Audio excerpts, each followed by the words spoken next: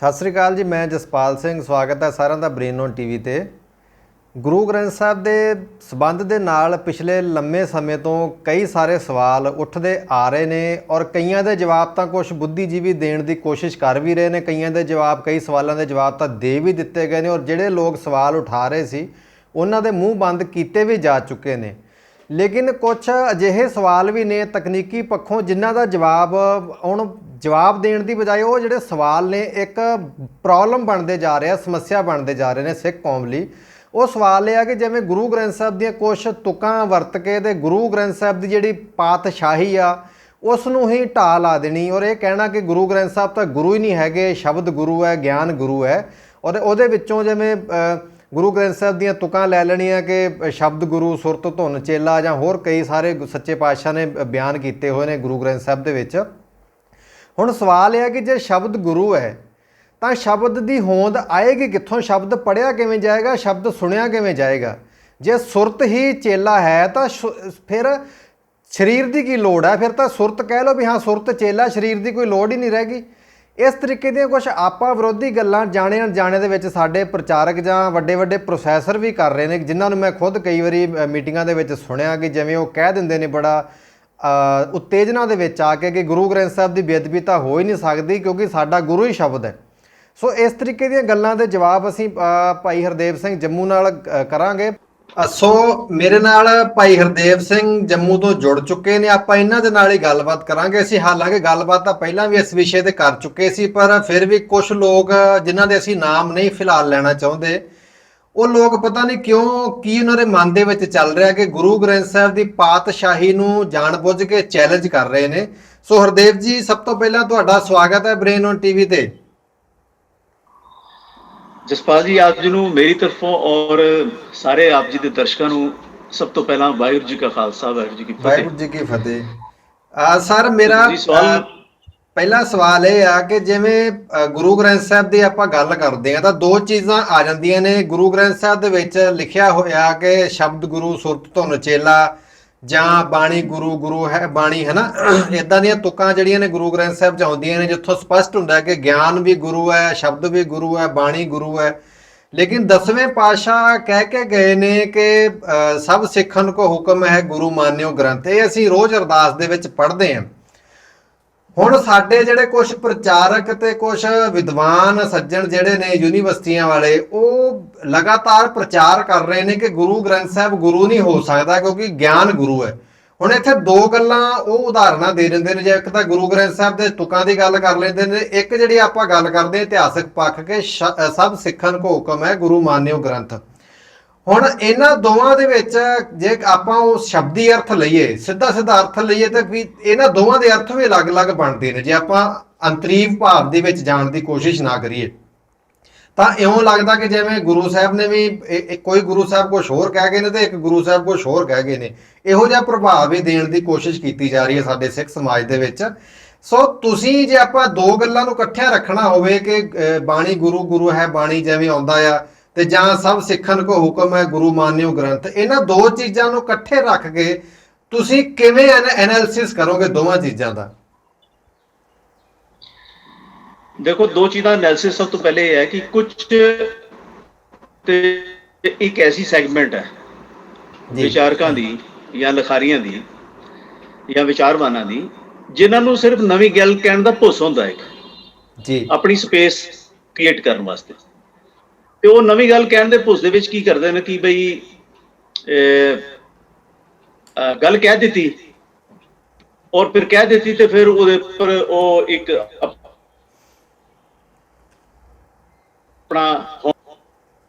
ਤੇ ਦੂਜੀ ਗੱਲ ਇਹ ਆ ਗਈ ਕਿ ਦੂਜੀ ਸੈਗਮੈਂਟ ਉਹ ਹੈ ਮੈਂ ਮਾਫੀ ਕਿਸੇ ਹੋਰ ਮੈਂ ਥੋੜੀ ਜਿਹੀ ਮਾਫੀ ਚਾਹੁੰਦਾ, ਨੈਟਵਰਕ ਇਸ਼ੂ ਕਰਕੇ ਤੁਸੀਂ ਜਿੱਥੋਂ ਗੱਲ ਬੋਲ ਰਹੇ ਸੀ ਕਿ ਕੁਝ ਲੋਕਾਂ ਨੂੰ ਨਵੀਂ ਗੱਲ ਕਹਿਣ ਦਾ ਭੁੱਸ ਹੁੰਦਾ, ਉੱਥੋਂ ਕੋਈ ਗੱਲ ਸਟਾਰਟ ਕਰੋ। ਹਾਂਜੀ ਹਾਂਜੀ, ਕੁਝ ਲੋਕਾਂ ਨੂੰ ਨਵੀਂ ਗੱਲ ਕਹਿਣ ਦਾ ਭੁੱਸ ਹੁੰਦਾ ਜੀ ਔਰ ਸ਼ੌਕ ਹੁੰਦਾ ਹੈ ਜਾਂ ਉਹ ਸੋਚਦੇ ਨੇ ਅਸੀਂ ਸਾਰਿਆਂ ਨੂੰ ਹਟ ਕੇ ਗੱਲ ਕਰੀਏ, ਤੇ ਉਹ ਇਸ ਪ੍ਰਕਾਰ ਦੀ ਗੱਲਾਂ ਕਰਦੇ ਨੇ ਬਿਨਾਂ ਵਿਚਾਰੇ ਸੋਚੇ ਸਮਝੇ ਔਰ ਬਿਨਾਂ ਸਹੀ ਪ੍ਰੋਪਰ ਸਮਾਏ ਇੱਕ ਪਾਸੜੀ ਗੱਲ ਕਰੀ ਜਾਂਦੇ। ਫਿਰ ਉਹ ਆਸਤਾ ਆਸਤਾ ਗੱਲ ਉਹਨਾਂ ਦੀ ਹੋਮੇ ਦਾ ਇਸ਼ੂ ਬਣ ਜਾਂਦੀ ਹੈ, ਜਿੱਤੋਂ ਕਦਮ ਵਾਪਸ ਪੁੱਟਣਾ ਨਹੀਂ ਚਾਹੁੰਦੇ। ਇੱਕ ਉਹ ਸੈਗਮੈਂਟ ਹੈ, ਉਹਨੂੰ ਜੀ ਆਪਾਂ ਪਿੱਛੇ ਕਰ ਦਈਏ। ਇੱਕ ਸੈਗਮੈਂਟ ਉਹ ਹੈ ਜਿਹੜੀ ਮੰਨ ਲਓ ਕਿ ਇੱਕ ਮਾਰਕਸਵਾਦ ਕੋਲੋਂ ਪ੍ਰਭਾਵਿਤ ਸੀਗੀ, ਔਰ ਉਹ ਉਹਨਾਂ ਤੋਂ ਪ੍ਰਭਾਵਿਤ ਹੋਣ ਦੇ ਕਾਰਨ ਉਹ ਇਸ ਤਰ੍ਹਾਂ ਦੇ ਸਵਾਲ ਚੁੱਕਦੇ ਨੇ ਨੀਤੀਗਤ ਤੌਰ ਦੇ ਉੱਪਰ। ਨੀਤੀਗਤ ਜੀ ਤੌਰ ਪਰ ਮੈਂ ਇਸ ਤਰ੍ਹਾਂ ਕਹਾਂਗਾ ਕਿ ਪਹਿਲੇ ਉਹਨਾਂ ਅਨਸਰਾਂ ਨੇ, ਉਹਨਾਂ ਯਾਨੀ ਕਿ ਸੱਜਣਾ ਨੇ ਇਹ ਕੋਸ਼ਿਸ਼ ਕੀਤੀ ਕਿ ਅਸੀਂ ਸ਼੍ਰੋਮਣੀ ਕਮੇਟੀ ਦੇ ਉੱਪਰ ਕਬਜ਼ਾ ਕਰੀਏ ਜਾਂ ਉਹਦੇ ਵਿੱਚ ਆਈਏ, ਉਸ ਪ੍ਰਬੰਧ ਵਿੱਚ ਆਈਏ ਔਰ ਆਪਣੀ ਸਾਡੀ ਪੋਲੀਟੀਕਲ ਸੇਫ ਬਣੇ, ਅਸੀਂ ਪਾਵਰਫੁਲ ਹੋਈਏ, ਸ਼ਕਤੀਮਾਨ ਹੋਈਏ। ਤੇ ਜਿਹੜੇ ਦੇਖਿਆ ਕਿ ਉਹਨਾਂ ਨੇ ਕਿ ਉਸ ਔਰੇ ਦੇ ਵਿੱਚ ਉਹ ਨਹੀਂ ਫਿੱਟ ਬੈਠ ਰਹੇ, ਤੇ ਉਹ ਕੀ ਕਰਦੇ ਨੇ ਕਿ ਉਸ ਔਰੇ ਤੋਂ, ਉਸ ਸਿਸਟਮ ਨੂੰ ਹੀ ਹੁਣ ਰਿਜੈਕਟ ਕਰਨ ਉੱਪਰ ਆ ਗਏ ਬਈ ਆਪਾਂ ਤਾਂ ਇੱਥੇ ਬੈਠ ਨਹੀਂ ਸਕਦੇ। ਤੇ ਇਸ ਕਰਕੇ ਇਹਨਾਂ ਦੇ ਸਾਰੇ ਸਟਰਕਚਰ ਨੂੰ ਦਰਬਾਰ ਸਾਹਿਬ ਕਹਿ ਦਿਓ ਹੈ ਨਹੀਂ ਸੀ, ਅਕਾਲ ਤਖਤ ਹੈ ਨਹੀਂ ਸੀ, ਗੁਰੂ ਗ੍ਰੰਥ ਸਾਹਿਬ ਵੀ ਹੈ ਨਹੀਂ ਹੈ, ਯਾਨੀ ਕਿ ਜਿੱਥੇ ਉਹਨਾਂ ਦੀ ਪੇਸ਼ ਨਹੀਂ ਚੱਲਦੀ ਉੱਥੇ ਆਪਣੇ ਮਸੂਬੇ ਨੂੰ ਪੂਰਾ ਕਰਨਾ ਸੀ। ਗੁਰੂ ਸਾਹਿਬ ਦੀ ਪਾਤਸ਼ਾਹੀ ਨੂੰ ਹੀ ਚੈਲੰਜ ਕਰ ਲਾ ਪਏ ਵੀ ਇਹ ਤੇ ਹੁੰਦਾ ਹੀ ਨਹੀਂ ਸੀ ਜੀ। ਸੈਕੰਡ ਗੱਲ, ਹੁਣ ਗੱਲ ਆ ਗਈ ਕਿ ਤੁਸੀਂ ਸ਼ਬਦ ਗੁਰੂ ਸੁਰਤ ਤੋਂ ਚੇਲਾ ਦੀ ਗੱਲ ਕੀਤੀ ਹੈ, ਔਰ ਉੱਥੇ ਤੁਸੀਂ ਨਾਲ ਹੀ ਗੁਰੂ ਗੋਬਿੰਦ ਸਿੰਘ ਦੇ ਦਿੱਤੇ ਆਦੇਸ਼ ਦੇ ਬਾਰੇ ਇੱਕ ਗੱਲ ਕੀਤੀ ਹੈ। ਹੁਣ ਇੱਕ ਚੀਜ਼ ਹੈ ਕਿ ਜਿਸਲੇ ਗੁਰੂ ਗ੍ਰੰਥ ਸਾਹਿਬ ਦਾ ਪਹਿਲਾ ਪ੍ਰਕਾਸ਼ ਦਰਬਾਰ ਸਾਹਿਬ ਹੋਇਆ, ਉਦੋਂ ਅਜੇ ਗੁਰੂ ਸਾਹਿਬਾਨ ਫਿਜ਼ੀਕਲ ਰੂਪ ਵਿੱਚ ਆਪ ਮੌਜੂਦ ਸੀ, ਤੇ ਉਹਨਾਂ ਨੇ ਜਿਹੜੇ ਪਹਿਲਾ ਪ੍ਰਕਾਸ਼ ਕੀਤਾ ਤੇ ਉਹ ਇਤਿਹਾਸ ਦੇ ਮੁਤਾਬਕ ਉਹ ਉਹਨੂੰ ਬੜੇ ਸਤਿਕਾਰ ਨਾਲ ਆਪਣੇ ਸਿਰ ਤੇ ਚੁੱਕ ਕੇ ਲੈ ਕੇ ਆਏ ਗੁਰੂ ਜੀ, ਆਪਣੇ ਪੋਥੀ ਸਾਹਿਬ ਦੇ ਸਰੂਪ ਨੂੰ, ਇਸ ਲਈ ਉਹਨਾਂ ਨੂੰ ਪੋਥੀ ਸਾਹਿਬ ਕਿਹਾ ਜਾਂਦਾ ਸੀ, ਜਿਹਨੂੰ ਗ੍ਰੰਥ ਵੀ ਕਿਹਾ ਜਾਂਦਾ ਸੀ। ਤੇ ਉਹਨੂੰ ਬੜੇ ਸਤਿਕਾਰ ਨਾਲ ਲੈ ਕੇ ਆਏ, ਉਹਨੂੰ ਪੀੜੇ ਦੇ ਉੱਪਰ ਰੱਖਿਆ, ਉਹਦੇ ਉੱਪਰ ਚੰਦੋਵਾ ਝੋਲਿਆ ਤੇ ਚਵਰ ਚਲਾਇਆ। ਹੁਣ ਕੋਈ ਪੁੱਛੇ ਬਈ ਗਿਆਨ ਦੇ ਨੂੰ ਚਵਰ ਚਲਾਉਣ ਦੀ ਕੀ ਲੋੜ ਹੈ? ਅਸੀਂ ਕਦੇ ਕੈਮਿਸਟਰੀ ਦੀ ਤੇ ਫਿਜ਼ਿਕਸ ਦੀ ਕਿਤਾਬ ਤੇ ਸਿਰ ਤੇ ਚੁੱਕ ਕੇ ਤੇ ਕਦੇ ਘੁੰਮੇ ਨਹੀਂ ਜੀ। ਉਹ ਤੇ ਆਪਾਂ ਬਸਤੇ ਜੀ ਬੱਚੇ ਸਕੂਲ ਦੇ ਬੱਚੇ ਪਾ ਕੇ ਪੜ੍ਹਦੇ ਨਹੀਂ, ਅਲਮਾਰੀ 'ਚ ਰੱਖਦੇ ਆ। ਤੇ ਗੁਰੂ ਸਾਹਿਬ ਨੂੰ, ਜੇ ਗੁਰੂ ਸਾਹਿਬ ਦੇ ਟਾਈਮ ਹੋਰ ਹੀ ਨੇ ਗ੍ਰੰਥ ਮੌਜੂਦ ਸੀ, ਤੇ ਗੁਰੂ ਸਾਹਿਬ ਨੂੰ ਬਈ ਉਹ ਜਿਹੜਾ ਸਰੂਪ ਹੈ ਉਹ ਸਿਰ ਤੇ ਚੁੱਕ ਕੇ ਲਿਆ ਕੇ ਉਹਦੇ ਉੱਪਰ ਚਵਰ ਝੋਲਣ ਦੀ ਜ਼ਰੂਰਤ ਕੀ ਸੀ? ਬਿਲਕੁਲ। ਇਹਦਾ ਮਤਲਬ ਇਹ ਹੈ ਕਿ ਗੁਰੂ ਸਾਹਿਬ ਸਟੈਪ ਵਾਈਜ਼ ਉਹਦੀ ਪਾਤਸ਼ਾਹੀ ਵੱਲ ਵੱਧ ਰਹੇ ਸੀ ਜੀ, ਕਿ ਇਹਦੀ ਪਾਤਸ਼ਾਹੀ ਅਲਟੀਮੇਟਲੀ ਇਸੇ ਦੀ ਪਾਤਸ਼ਾਹੀ ਕਾਇਮ ਕਰਨੀ ਹੈ। ਸੈਕੰਡ ਗੱਲ ਆ ਗਈ ਸ਼ਬਦ ਗੁਰੂ ਸੁਰਤ ਚੇਲਾ ਦੀ ਗੱਲ ਜਿਹੜੇ ਆਈ ਹੈ, ਉੱਥੇ ਗੁਰੂ ਬਾਣੀ ਨੂੰ ਵੀ ਕਿਹਾ ਗਿਆ, ਗੁਰੂ ਉੱਥੇ ਪਵਨ ਨੂੰ ਵੀ ਕਿਹਾ ਗਿਆ, ਤੇ ਗੁਰੂ ਵਿਵੇਕ ਨੂੰ ਵੀ ਕਿਹਾ ਗਿਆ। ਤੇ ਐਸੇ ਗੁਰੂਆਂ ਦਾ ਵੀ ਜ਼ਿਕਰ ਹੈ ਜਿਹੜੇ ਅੰਨੇ, ਜਿਨ੍ਹਾਂ ਦੇ ਚੇਲੇ ਅੰਨੇ ਨੇ, ਉਹ ਗੁਰੂ ਵੀ ਅੰਨੇ ਨੇ ਜੀ ਜੀ, ਐਸਾ ਗੁਰਬਾਣੀ ਚਾਹੁੰਦਾ ਹੈਗਾ। ਸੈਕੰਡ ਗੱਲ ਆ ਗਈ ਕਿ ਗੁਰੂ ਸਾਹਿਬ ਦੇ ਇਸ ਸ਼ਬਦ ਨੂੰ ਕਿ ਸਭ ਸਿੱਖਨ ਕੋ ਹੁਕਮ ਹੈ ਗੁਰੂ ਮਾਨਿਓ ਗ੍ਰੰਥ, ਅਗਰ ਅਸੀਂ ਲਈਏ ਦਸ਼ਮੇਸ਼ ਜੀ ਦੇ ਇਸ ਆਰਡਰ ਨੂੰ, ਤੇ ਦਸ਼ਮੇਸ਼ ਜੀ ਨੂੰ ਗੁਰੂ ਜਿਹੜੇ ਕਿ 10ਵੇਂ ਰੂਪ ਸਨ ਗੁਰੂ ਨਾਨਕ ਸਾਹਿਬ ਜੀ ਦੇ ਜੀ, ਜਾਂ ਉਹਨਾਂ ਨੂੰ ਬਾਣੀ ਦੀ ਜ਼ਿਆਦਾ ਸਮਝ ਸੀ ਜਾਂ ਇਹਨਾਂ ਪ੍ਰਚਾਰਕਾਂ ਨੂੰ ਜ਼ਿਆਦਾ ਸਮਝ ਹੈ? ਬਿਲਕੁਲ, ਉਹ ਤਾਂ ਆਪ ਜੀ ਜੀ ਹੁਣ ਇਹ ਕਹਿਣਗੇ ਕਿ ਨਹੀਂ, ਗੁਰੂ ਸਾਹਿਬ ਦਾ ਲਿਖਿਆ ਨਹੀਂ ਹੈ, ਗੁਰੂ ਸਾਹਿਬ ਦਾ ਕਿਹਾ ਨਹੀਂ ਹੈ ਕਿ ਸਭ ਸਿੱਖਨ ਕੋ ਹੁਕਮ ਹੈ ਗੁਰੂ ਮਾਨਿਓ ਗ੍ਰੰਥ। ਅਗਰ ਗੁਰੂ ਸਾਹਿਬ ਦਾ ਇਹ ਕਿਹਾ ਨਹੀਂ ਹੈ ਤੇ ਗੁਰੂ ਸਾਹਿਬ ਨੇ ਤੇ ਇਹ ਵੀ ਨਹੀਂ ਲਿਖਿਆ ਆਪਣੇ ਹੱਥੀ ਕਿ ਤੁਸੀਂ ਆਪਣੇ ਨਾਂ ਦੇ ਨਾਲ ਹੋਰ ਸ਼ਬਦ ਲਗਾਉਣਾ। ਤੇ ਇਹ ਜਿਹੜੇ ਪ੍ਰਚਾਰਕ ਨੇ ਜਾਂ ਇਸ ਤਰ੍ਹਾਂ ਦੇ ਜਿਹੜੇ ਵਿਦਵਾਨਾਂ ਦੀ ਜਿਹਨਾਂ ਦੀ ਤੁਸੀਂ ਗੱਲ ਕਰ ਰਹੇ ਹੋ, ਇਹ ਫਿਰ ਆਪਣੇ ਨਾਂ ਦੇ ਨਾਲ ਸਿੰਘ ਕੌਰ ਕਿਉਂ ਲਗਾਉਂਦੇ? ਜੀ ਜੀ ਜੀ ਜੀ ਜੀ, ਇਹ ਲਗਾਉਣਾ ਬੰਦ ਕਰਨਾ, ਜਾਂ ਤੇ ਸਬੂਤ ਦੱਸਣ ਕਿ ਬਈ ਕਿੱਥੇ ਲਿਖਿਆ। ਗੁਰੂ ਗ੍ਰੰਥ ਸਾਹਿਬ ਵਿੱਚ ਤੇ ਲਿਖਿਆ ਨਹੀਂ ਹੈ ਜੀ। ਈਵਨ ਗੁਰੂ ਗ੍ਰੰਥ ਸਾਹਿਬ ਦੇ ਵਿੱਚ ਤੇ ਇਸ ਗੱਲ ਦਾ ਵੀ ਜ਼ਿਕਰ ਨਹੀਂ ਹੈ ਜੀ, ਸਾਡੇ 10ਵੇਂ ਪਾਤਸ਼ਾਹ ਜੀ ਗੁਰੂ ਗੋਬਿੰਦ ਸਿੰਘ ਜੀ ਸਨ ਜੀ, ਠੀਕ ਹੈ ਨਾ। ਸੋ ਇਹ ਜਿਹੜੀਆਂ ਗੱਲਾਂ ਨੇ ਇਹ ਸ਼ਰਾਰਤਪੂਰਨ ਜੀ। ਇਸ ਪੱਖ ਤੋਂ ਇੱਕ ਸ਼ਰਾਰਤ ਪੱਖ ਇਹ ਹੈ ਕਿ ਅਣਜਾਣਪੁਣਾ ਜੀ, ਨਵੀਂ ਗੱਲ ਕਹਿਣ ਦਾ ਭੁੱਸ। ਕਿਸੇ ਇੱਕ ਨੇ ਕਹੀ, ਇੱਕ ਕੋਈ ਦਿੱਲੀ ਦੇ ਵੀਰ ਜੀ ਸਨ, ਮਾਡਰਨ ਵੀਰ ਜੀ, ਉਹ ਕਿਤੇ ਗੱਲ ਕਹਿ ਗਏ ਤੇ 10 ਲੋਕਾਂ ਨੇ ਗੱਲ ਫੜ ਲਈ, ਉਹਨੂੰ ਆਪਣੀ ਬਣਾ ਲਿਆ ਕਿ ਬਈ ਅਸੀਂ ਕਹੀ ਹੈ ਜੀ। ਇਹ ਸੈਗਮੈਂਟ ਵੀ ਹੈ ਸਾਡੇ ਵਿੱਚ ਕਿ ਕੋਈ ਗੱਲ ਕਿਤੇ ਕਰ ਦਿੰਦਾ, ਉੱਥੋਂ ਨੁਕਤਾ ਚੁੱਕ ਕੇ ਉਹਨੂੰ ਆਪਣੀ ਵਿਦਵਤਾ ਬਣਾ ਦਿੰਦਾ, ਠੀਕ ਹੈ ਨਾ। ਇੱਕ ਉਹ ਸੈਗਮੈਂਟ ਹੈ ਜਿਹੜੀ ਨੀਤੀਗਤ ਤੌਰ ਤੇ ਗੁਰੂ ਸਾਹਿਬਾਨ ਦੀ ਪਾਤਸ਼ਾਹੀ ਨੂੰ ਖਤਮ ਕਰਨਾ ਚਾਹੁੰਦੀ ਹੈ, ਔਰ ਇਸ ਵਾਸਤੇ ਕਿਉਂਕਿ ਉਹਨਾਂ ਨੂੰ ਇਹ ਗਿਲਾ ਵੀ ਅਸੀਂ ਕਿਉਂ ਨਹੀਂ ਇੱਥੇ ਆ ਕੇ ਕਾਬਜ਼ ਹੋ ਰਹੇ, ਅਸੀਂ ਕਿਉਂ ਨਹੀਂ, ਸਾਨੂੰ ਕਿਉਂ ਚਾਂਸ ਨਹੀਂ ਸਾਡਾ ਮਿਲ ਰਿਹਾ। ਹੁਣ ਚੁੱਕੀ ਉਹਨਾਂ ਨੂੰ ਚਾਂਸ ਨਹੀਂ ਮਿਲ ਰਿਹਾ, ਇਹ ਤੇ ਉਸ ਤਰ੍ਹਾਂ ਹੀ ਗੱਲ ਹੋ ਗਈ ਕਿ ਅਗਰ ਇੱਕ ਪੋਲੀਟੀਕਲ ਪਾਰਟੀ ਇਲੈਕਸ਼ਨ ਲੜੇ, ਇੱਕ ਵਾਰੀ ਲੜੇ, 2 ਵਾਰੀ ਲੜੇ, 3 ਵਾਰੀ ਲੜੇ, 4 ਵਾਰੀ ਲੜੇ, ਜਿਹੜੇ ਦੇਖ ਰਹੇ ਕਿ ਮੈਂ ਜਿੱਤ ਨਹੀਂ ਪਾ ਰਹੀ, ਮੈਂ ਜਿੱਤਣ ਦੀ ਪੋਜੀਸ਼ਨ ਵਿੱਚ ਹੈ ਹੀ ਨਹੀਂ ਆ, ਤੇ ਉਹ ਇਹ ਕਹਿਣਾ ਸ਼ੁਰੂ ਕਰਦੇ ਕਿ ਬਈ ਇਲੈਕਸ਼ਨ ਸਿਸਟਮ ਗਲਤ ਹੈ, ਇਹ ਸੰਵਿਧਾਨ ਗਲਤ ਹੈ, ਹਿੰਦੁਸਤਾਨ ਦਾ ਸਾਰਾ ਸਿਸਟਮ ਹੀ ਗਲਤ ਹੈ, ਇਹ ਢਾਂਚਾ ਹੀ ਗਲਤ ਹੈ, ਇਹ ਇਲੈਕਸ਼ਨ ਹੋਣਾ ਹੀ ਨਹੀਂ ਚਾਹੀਦਾ, ਇੱਥੇ ਦੇ ਇਹ ਬਹਿ ਕੇ ਪ੍ਰਧਾਨ ਮੰਤਰੀ ਚੁਣ ਲੈਣਾ ਚਾਹੀਦਾ, ਇੱਥੇ ਬਹਿ ਕੇ ਰਾਸ਼ਟਰਪਤੀ ਚੁਣ ਲੈਣਾ ਚਾਹੀਦਾ। ਇਹ ਉਸ ਤਰ੍ਹਾਂ ਦਾ ਇੱਕ ਜਿਹਨੂੰ ਤੁਸੀਂ ਕਹਿ ਸਕਦੇ ਹੋ ਨਾ ਕਿ ਬੇਬਸੀ, ਇਹ ਬੇਬਸੀ ਦਾ ਆਲਮ ਹਾਂਜੀ, ਕਿ ਗੁਰੂ ਸਾਹਿਬਾਨ ਦੀ ਪਾਤਸ਼ਾਹੀ ਨੂੰ ਕਹਿਣਾ, ਗੁਰੂ ਸਾਹਿਬ ਦੀ ਪਾਤਸ਼ਾਹੀ ਨੂੰ ਕਹਿਣਾ ਕਿ ਗੁਰੂ ਹੀ ਨਹੀਂ ਸੀ ਜੀ। ਹੁਣ ਕਿਉਂ ਹੈ? ਦੇਖੋ ਗਿਆਨ ਦੀ ਗੱਲ ਆ ਗਈ, ਇੱਕ ਸ਼ਬਦ ਦੇ ਅਰਥ ਤੁਸੀਂ ਕਰਦੇ ਹੋ, ਇੱਕ ਸ਼ਬਦ ਦੇ ਅਰਥ ਮੈਂ ਕਰਦਾ। ਹੁਣ ਤੁਹਾਡੇ ਅਰਥ ਵੱਖਰੇ ਹੋ ਗਏ, ਮੇਰੇ ਅਰਥ ਵੱਖਰੇ ਹੋ ਗਏ ਜੀ। ਹੁਣ ਉਹਨਾਂ ਦੋਹਾਂ ਦੇ ਵਿੱਚ ਤੁਸੀਂ ਗਿਆਨ ਦਾ ਇੱਕ ਡਿਫਰੈਂਟ ਐਂਗਲ ਪੇਸ਼ ਕੀਤਾ, ਮੈਂ ਗਿਆਨ ਦਾ ਇੱਕ ਡਿਫਰੈਂਟ ਐਂਗਲ ਪੇਸ਼ ਕੀਤਾ। ਹੁਣ ਦੋਨਾਂ ਗਿਆਨਾਂ ਚੋਂ ਕਿਹੜਾ ਗੁਰੂ ਹੈ ਸਾਡਾ? ਜੀ। ਜਪਜੀ ਸਾਹਿਬ ਦੇ ਘੱਟੋ ਘੱਟ ਜਪਜੀ ਸਾਹਿਬ ਦੇ 100 ਤੋਂ ਉੱਤੇ ਟੀਕੇ ਹੋਏ ਨੇ, ਜਿਹੜੇ ਕਿ ਜਿਹਨਾਂ ਨੂੰ ਅਸੀਂ ਅੱਛੇ ਟੀਕੇ ਦੀ ਸ਼੍ਰੇਣੀ ਵਿੱਚ ਵੀ ਕਈ ਲੋਕ ਪਾਉਂਦੇ ਨੇ। ਤੇ ਹੁਣ ਉਹ ਟੀਕੇ ਅਗਰ 100 ਹੋਏ ਤੇ 100 ਦੇ 100 ਵੱਖੋ ਵੱਖ ਨੇ, ਕਿਤੇ ਨਾ ਕਿਤੇ ਵੱਖੋ ਵੱਖ ਜੀ। ਉਹਨਾਂ ਵਿੱਚ ਗਿਆਨ ਨੂੰ ਅਲੱਗ ਤਰੀਕੇ ਨਾਲ ਪੇਸ਼ ਕੀਤਾ ਗਿਆ ਜੀ। ਤੇ ਹੁਣ ਇਹ ਕਿਸ ਤਰ੍ਹਾਂ ਪਤਾ ਚੱਲੇ ਕਿ 100 ਕਿਸਮ ਦਾ ਗਿਆਨ ਦਾ ਗੁਰੂ ਹੋ ਗਿਆ? ਉਹਦੇ ਚ ਕਿਹੜੀ ਗੱਲ ਗੁਰੂ ਹੈ? ਸੋ ਇਸ ਗੱਲ ਨੂੰ ਵਨਸ ਫॉर ਆਲ ਖਤਮ ਕਰਨ ਵਾਸਤੇ ਕਿ ਕਿਤੇ ਸਾਡੀ ਆਪਣੀ ਮਾਈਂਡ ਦੀ ਪਰਸੈਪਸ਼ਨ ਨੂੰ ਅਸੀਂ ਗੁਰੂ ਨਾਲ ਸਮਝ ਲਈ ਹੈ। 10ਵੇਂ ਪਾਤਸ਼ਾਹ ਜੀ ਨੇ ਹੁਕਮ ਕੀਤਾ, ਸਾਰੀ ਐਂਬੀਗੁਇਟੀ, ਸਾਰੀ ਅਸਪਸ਼ਟਤਾ ਜਿਹਨੂੰ ਅਸੀਂ ਕਹਿੰਦੇ ਆ, ਉਹਨੂੰ ਦੂਰ ਕਰਕੇ, ਸਾਰੇ ਸ਼ੰਕੇ ਨੂੰ ਦੂਰ ਕਰਨ ਸੇ ਉਹਨਾਂ ਨੇ ਇੱਕ ਸਿੱਧੀ ਜੀ ਗੱਲ ਕੀਤੀ ਕਿ ਸਭ ਸਿੱਖਾਂ ਨੂੰ ਕਹੋ ਨਾ ਗੁਰੂ ਮਾਨਿਓ ਗ੍ਰੰਥ ਜੀ। ਔਰ ਇਹ ਜਿਹੜੀ ਗੱਲ ਹੈ ਇਹ ਬਿਲਕੁਲ ਠੋਸ ਔਰ ਸਪਸ਼ਟ ਹੈ, ਜਿਹਦੇ ਵਿੱਚ ਕੋਈ ਵੀ ਐਂਬੀਗੁਇਟੀ ਨਹੀਂ ਹੈ। ਵਰਨਾ ਗਿਆਨ ਤਾਂ ਕਈ ਕਿਸਮ ਦਾ। ਬਿਲਕੁਲ। ਹੁਣ ਗਿਆਨ ਜਿਹੜਾ ਇੱਕ ਰੇਪਿਸਟ ਨੂੰ ਗਿਆਨ ਨਹੀਂ ਹੁੰਦਾ ਕਿ ਮੈਂ ਰੇਪ ਕਿਸ ਤਰ੍ਹਾਂ ਕਰਨਾ। ਬਿਲਕੁਲ। ਬਈ ਕਿਸ ਤਰ੍ਹਾਂ ਲੜਕੀ ਨੂੰ ਕਾਬੂ ਕਰਨਾ ਹੈ, ਕਿਸ ਤਰ੍ਹਾਂ ਕੁੰਡੀ ਚੜ੍ਹਨੀ ਹੈ, ਤੇ ਕਿਸ ਤਰ੍ਹਾਂ ਮੈਂ ਆਪਣੇ ਇਸ ਸ਼ਾਤਰ ਇਸ ਸ਼ੈਤਾਨੀ ਕੰਮ ਨੂੰ ਅੰਜਾਮ ਦੇਣਾ, ਇਹਦਾ ਗਿਆਨ ਤੇ ਰੇਪਿਸਟ ਨੂੰ ਵੀ ਹੁੰਦਾ। ਚੋਰ ਵੀ ਬੜੀ ਸਟੱਡੀ ਕਰਕੇ ਜਾਂਦੇ ਕਰਨ ਵਾਲੇ ਨੂੰ ਵੀ ਗਿਆਨ ਹੁੰਦਾ ਜੀ। ਹਾਂ, ਤੇ ਗਿਆਨ, ਉਹ ਗਿਆਨ ਸੱਚਾ ਹੀ ਹੁੰਦਾ ਨਾ ਰੇਪ ਕਰਨ ਦਾ ਜੀ। ਇੱਕ ਪ੍ਰਕਾਰ ਦਾ ਉਹ ਗਿਆਨ ਪ੍ਰੈਕਟੀਕਲੀ ਰੂਪ ਵਿੱਚ ਸੱਚ ਹੁੰਦਾ, ਤਾਂ ਹੀ ਰੇਪ ਵਾਪਰਦਾ। ਅਗਰ ਉਹ ਗਿਆਨ ਹੀ ਨਾ ਹੋਏ ਤੇ ਰੇਪ ਵਾਪਰੇਗਾ ਕਿਸ ਤਰ੍ਹਾਂ ਜੀ। ਹੁਣ ਅਗਰ ਚੋਰ ਨੂੰ ਤਾਲਾ ਤੋੜਨ ਦਾ ਗਿਆਨ ਨਾ ਹੋਏ ਤੇ ਤਾਲਾ ਟੁੱਟੇਗਾ ਕਿਸ ਤਰ੍ਹਾਂ ਜੀ ਜੀ ਜੀ। ਤੇ ਅਗਰ ਉਹ ਗਿਆਨ ਆਪਣਾ ਵਰਤ ਕੇ ਚੋਰੀ ਕਰ ਲੈਂਦਾ, ਤੇ ਉਹ ਵੀ ਜੇ ਗਿਆਨ ਆਪਣੇ ਰੂਪ ਵਿੱਚ ਇੱਕ ਸੱਚ ਹੈ ਨਾ, ਪ੍ਰੈਕਟੀਕਲੀ ਰੂਪ ਵਿੱਚ, ਕਿ ਹਾਂ ਉਹਨੇ ਤਾਲਾ ਤੋੜ ਲਿਆ, ਉਹਨੇ ਘਰ ਵਿੱਚ ਸੇਂਧ ਮਾਰ ਕੇ ਚੋਰੀ ਕਰ ਲਈ, ਇਹ ਵੀ ਗਿਆਨ ਹੈ। ਹੁਣ ਇੱਕ ਗਿਆਨ ਹੈ ਐਟਮ ਬੰਬ ਦਾ, ਐਟਮ ਦਾ ਗਿਆਨ ਹੈ ਐਟਮਿਕ ਸ਼ਕਤੀ ਦਾ। ਹੁਣ ਐਟਮਿਕ ਸ਼ਕਤੀ ਦਾ ਗਿਆਨ ਜਿਹੜਾ ਹੈ ਉਹਦੇ ਵਿੱਚ ਉਹ ਵੀ ਗਿਆਨ ਵੀ ਹੈ ਕਿ ਉਹ ਹੀਰੋਸ਼ੀਮਾ ਵਰਗੇ ਸ਼ਹਿਰ ਤੇ ਮਾਰਿਆ ਵੀ ਜਾ ਸਕਦਾ ਜੀ, ਮਨੁੱਖਤਾ ਦੀ ਤਬਾਹੀ ਵੀ ਕੀਤੀ ਜਾ ਸਕਦੀ ਹੈ। ਸੋ ਗਿਆਨ ਆਪਣੇ ਆਪ ਦੇ ਵਿੱਚ ਹਰ ਚੀਜ਼ ਗਿਆਨ ਹੈ। ਫਿਰ ਕਿਹੜੇ ਗਿਆਨ ਨੂੰ ਗੁਰੂ ਕਹਿੰਦੇ ਨੇ? ਇਹ ਫਿਰ ਕਹਿਣਗੇ ਜੀ ਅਸੀਂ ਕਹਿੰਦੇ ਆ ਜੀ ਸੱਚ ਦਾ ਗਿਆਨ ਗੁਰੂ ਜੀ। ਤੇ ਜਿਵੇਂ ਹੁਣੇ ਅਸੀਂ ਵਿਚਾਰਿਆ ਕਿ ਸੱਚ ਦਾ ਗਿਆਨ ਕਿਹੜਾ ਨਹੀਂ ਹੈ? ਤਾਲਾ ਤੋੜਨਾ ਸੱਚ ਦਾ ਗਿਆਨ ਨਹੀਂ ਹੈ, ਰੇਪ ਕਰਨਾ ਸੱਚ ਦਾ ਗਿਆਨ ਨਹੀਂ ਹੈ, ਡਕੈਤੀ ਮਾਰਨੀ ਸੱਚ ਦਾ ਗਿਆਨ ਨਹੀਂ ਹੈ, ਕਿਸੇ ਸ਼ਹਿਰ ਦੇ ਉੱਪਰ ਐਟਮ ਬੰਬ ਮਾਰਨਾ ਉਹ ਸੱਚ ਦਾ ਗਿਆਨ ਨਹੀਂ ਹੈ ਜੀ ਜੀ। ਉਹਦੇ ਵਿੱਚ ਵੀ ਤੇ ਨੇਚਰ ਦੇ ਕਾਨੂੰਨ ਕੰਮ ਕਰ ਰਹੇ ਹੁੰਦੇ ਨਾ, ਬਿਲਕੁਲ ਕੁਦਰਤੀ ਨਿਯਮ ਕੰਮ ਕਰ ਰਹੇ ਹੁੰਦੇ ਨੇ ਉਹਦੇ ਵਿੱਚ ਵੀ।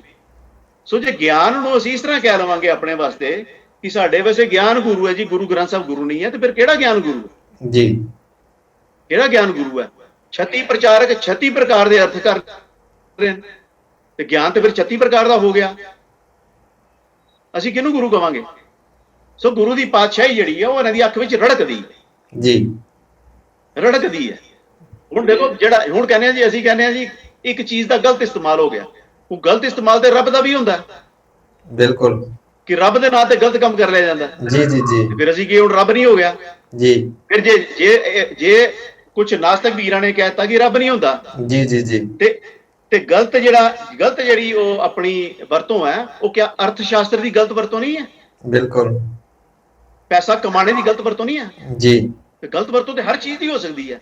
ਇਕਨੋਮਿਕ ਜਿਹਨੂੰ ਅਸੀਂ ਇਕਨੋਮਿਕਸ ਕਹਿੰਦੇ ਆ, ਅਰਥ ਸ਼ਾਸਤਰ ਜੀ। ਫਿਰ ਅਸੀਂ ਰਾਜਨੀਤੀ ਕਹਿੰਦੇ, ਜਿਹਨੂੰ ਅਸੀਂ ਕਹਿੰਦੇ ਕਿ ਰਾਜਨੀਤੀ ਦਾ ਸ਼ਾਸਤਰ, ਉਹਦੀ ਵੀ ਗਲਤ ਵਰਤੋਂ ਹੁੰਦੀ ਹੈ। ਕਿਹੜੀ ਐਸੀ ਸ਼ੈ ਹੈ ਜਿਹਦੇ ਨਾਂ ਤੇ ਬੰਦਾ ਗਲਤ ਕੰਮ ਨਹੀਂ ਕਰ ਸਕਦਾ? ਹਰ ਸ਼ੈ ਤੇ ਕਰ ਸਕਦਾ। ਇਹ ਕਹਿੰਦੇ ਜੀ ਗੁਰੂ ਸਾਹਿਬ ਦੇ ਕਿਉਂਕਿ ਪ੍ਰਕਾਸ਼ ਕਰਕੇ ਗਲਤ ਗੱਲਾਂ ਹੋ ਰਹੀਆਂ ਨੇ, ਇਸ ਕਰਕੇ ਗੁਰੂ ਨਹੀਂ ਹੈ। ਇਹ ਤੇ ਸਟੂਪਿਡਿਟੀ ਹੈ ਨਾ, ਇਹ ਤੇ ਮੂਰਖਤਾ ਜੀ। ਵੀ ਤੁਸੀਂ ਐਸਾ ਕੋਈ ਆਲਟਰਨੇਟ ਪ੍ਰੋਡਿਊਸ ਕਰੋ ਜਿਹਦੇ ਵਿੱਚ ਤੁਸੀਂ ਇਹ ਕਹਿ ਸਕੋਗੇ ਕਿ ਹਾਂ ਵੀ ਇਹਦੀ ਗਲਤ ਵਰਤੋਂ ਨਹੀਂ ਹੋ ਸਕਦੀ ਜੀ ਜੀ। ਉਹ ਦੇਖੋ ਜਿਸ ਵੇਲੇ ਕਿਹਾ ਗਿਆ ਸਾਡੇ ਨਾਸਤਿਕ ਵੀਰਾਂ ਵੱਲੋਂ, ਕਾਮਰੇਡ ਵੀਰਾਂ ਵੱਲੋਂ ਕਿ ਬਈ ਜਿਹੜਾ ਪੂੰਜੀਵਾਦ ਹੈ ਗਲਤ ਹੈ, ਪੂੰਜੀਵਾਦ ਗਲਤ ਹੈ, ਤੇ ਪੂੰਜੀਵਾਦ ਗਲਤ ਕਹਿ ਕੇ ਜਿਹੜੀ ਵਿਵਸਥਾ ਨੂੰ ਉਹ ਲੈ ਕੇ ਆਏ, ਉਸ ਵਿਵਸਥਾ ਨੇ ਕਿਆ ਗਲਤ ਨਹੀਂ ਕੀਤਾ? ਉਹਦੇ ਨਾਂ ਤੇ ਗਲਤ ਗੱਲਾਂ ਨਹੀਂ ਹੋਈਆਂ। ਗਲਤ ਕਿਸੇ ਵੀ ਨਾਂ ਤੋਂ ਹੋ ਸਕਦੀ ਹੈ ਨਾ ਬਿਲਕੁਲ। ਸੋ ਗੁਰੂ ਸਾਹਿਬ ਦੀ ਜਿਹੜੀ ਪਾਤਸ਼ਾਹੀ ਹੈ ਉਹਨੂੰ ਕਹਿਣਾ ਬਈ ਇਹ ਗਲਤ ਹੈ। ਆਪਣਾ ਜਨਮ ਦਿਨ ਹੋਵੇ ਤੇ ਲੱਖਾਂ ਰੁਪਏ ਦੇ ਫੁੱਲ ਲਾ ਲੈਣੇ ਹਾਂਜੀ ਤੇ ਗੁਰੂ ਸਾਹਿਬ ਦੇ ਉੱਪਰ ਅਗਰ ਚੰਦੋਆ ਕੱਸਿਆ ਜੀ ਗੁਰੂ ਸਾਹਿਬ ਦੇ ਉੱਪਰ ਅਗਰ ਚੰਦੋਆ ਕੱਸਿਆ ਇੱਕ ਅੱਛਾ ਔਰ ਮਹਿੰਗਾ, ਉਹਦੇ ਪਰ ਕਿੰਤੂ ਕਰਨਾ।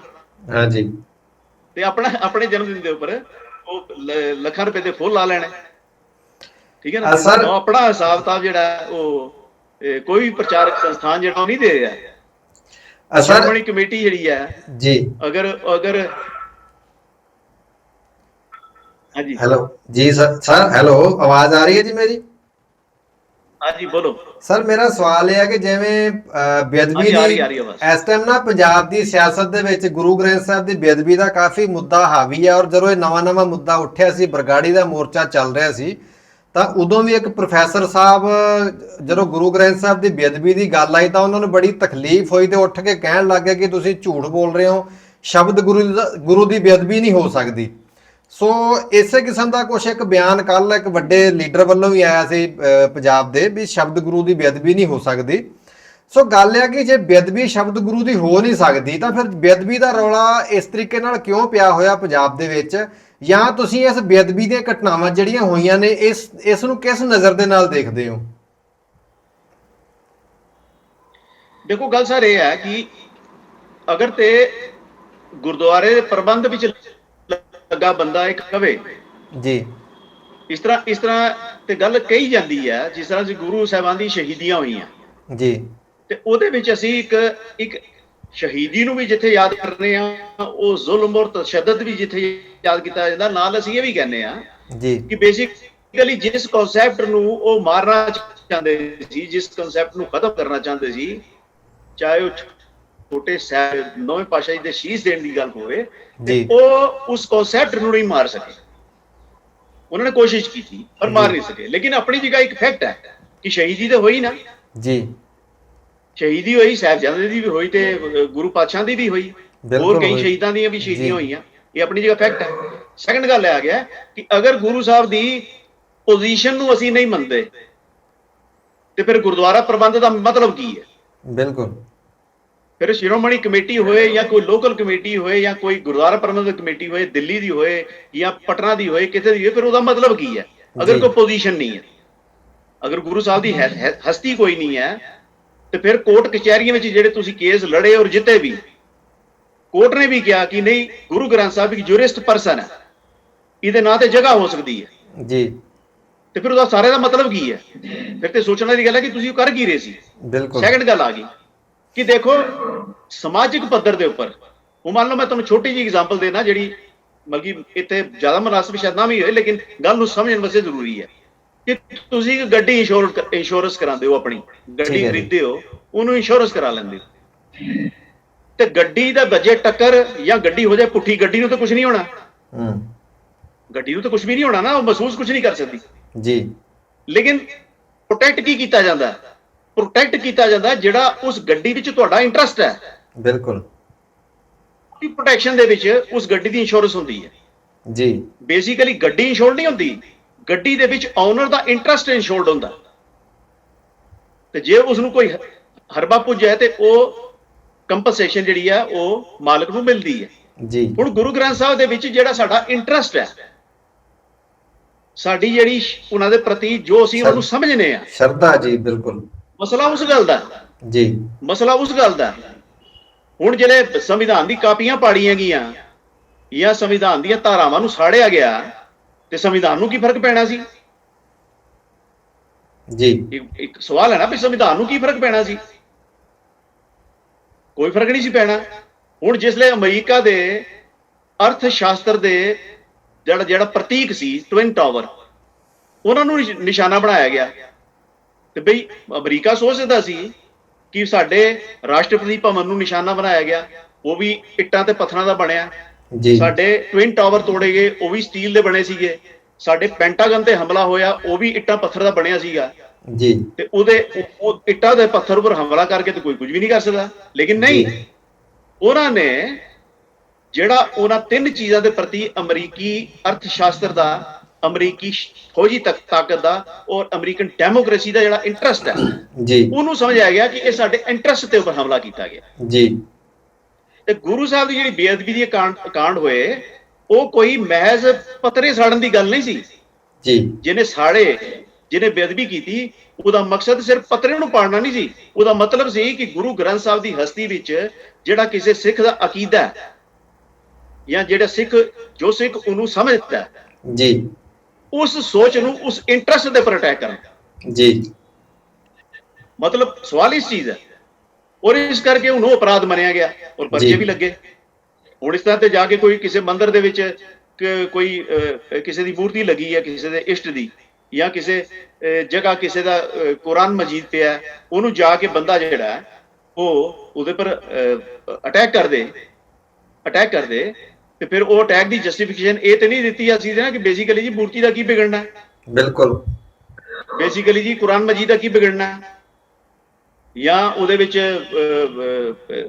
ਬਾਈਬਲ ਦਾ ਕੀ ਵਿਗੜਨਾ। ਸੋ ਇਹ ਚੀਜ਼ਾਂ ਨੂੰ ਸਮਾਜ ਦੇ ਵਿੱਚ ਇਸ ਤਰ੍ਹਾਂ ਨਹੀਂ ਲਿਆ ਜਾਂਦਾ। ਸਮਾਜ ਕੋਈ ਸਾਡੇ ਇਕੱਲੇ ਬੰਦੇ ਦਾ ਥੋੜੀ ਹੈ ਜੀ, ਅਸੀਂ ਇਕੱਲੇ ਹੀ ਥੋੜੀ ਆ ਸਮਾਜ ਦੇ ਵਿੱਚ, ਜਿਹੜਾ ਅਸੀਂ ਆਪਣਾ ਇੱਕ ਆਈਡੀਆ ਦੇ ਕੇ ਤੇ ਉਹਨੂੰ ਅਸੀਂ ਕਹੀਏ ਕਿ ਨਹੀਂ ਇਹੀ ਪ੍ਰਿੰਸੀਪਲ ਹੈ, ਜਨਰਲ ਪ੍ਰਿੰਸੀਪਲ ਹੈ। ਸੋ ਜਨਰਲ ਪ੍ਰਿੰਸੀਪਲ ਜਿਹੜੇ ਨੇ ਇਸ ਤਰ੍ਹਾਂ ਕੰਮ ਨਹੀਂ ਕਰਦੇ, ਕਨਸਟੀਟਿਊਸ਼ਨ ਇਸ ਤਰ੍ਹਾਂ ਕੰਮ ਨਹੀਂ ਕਰਦਾ, ਔਰ ਗੁਰਦੁਆਰਾ ਪ੍ਰਬੰਧ ਜਿਹੜਾ ਇਸ ਤਰ੍ਹਾਂ ਕੰਮ ਨਹੀਂ ਕਰਦਾ ਜੀ। ਇੱਕ ਸਿੱਖ ਦਾ ਅਕੀਦਾ ਹੈ ਗੁਰੂ ਦੇ ਹੁਕਮ ਦੇ ਮੁਤਾਬਕ, ਉਹ ਗੁਰੂ ਜਿਹੜਾ ਕਿ ਸਾਡੇ ਸਾਰਿਆਂ ਨਾਲੋਂ ਜੀ ਗੁਰੂ ਨਾਨਕ ਜੀ ਦੇ ਕਨਸੈਪਟ ਨੂੰ ਜ਼ਿਆਦਾ ਅੱਛੀ ਤਰ੍ਹਾਂ ਸਮਝਦਾ ਸੀ ਜੀ। ਇਹਦੇ ਵਿੱਚ ਕਿਸੇ ਨੂੰ ਕੋਈ ਸ਼ੱਕ ਨਹੀਂ ਹੋਣਾ ਚਾਹੀਦਾ। ਮੈਂ ਸਰ ਇੱਕ ਤੁਹਾਡੇ ਤੋਂ ਗੱਲ ਜਾਣਨੀ ਚਾਹੂੰਗਾ ਕਿ ਸੌਖੇ ਲਫ਼ਜ਼ਾਂ ਦੇ ਵਿੱਚ, ਇੱਕ ਤਾਂ ਗੁਰੂ ਗ੍ਰੰਥ ਆ ਗਏ, ਇੱਕ ਬਾਣੀ ਗੁਰੂ ਜਾਂ ਸ਼ਬਦ ਗੁਰੂ, ਗਿਆਨ ਗੁਰੂ, ਜੋ ਵੀ ਆਪਾਂ ਉਹਨਾਂ ਦਾ ਨਾਮ ਦਿੰਦੇ ਆ ਸਤਿਕਾਰ ਦੇ ਨਾਲ।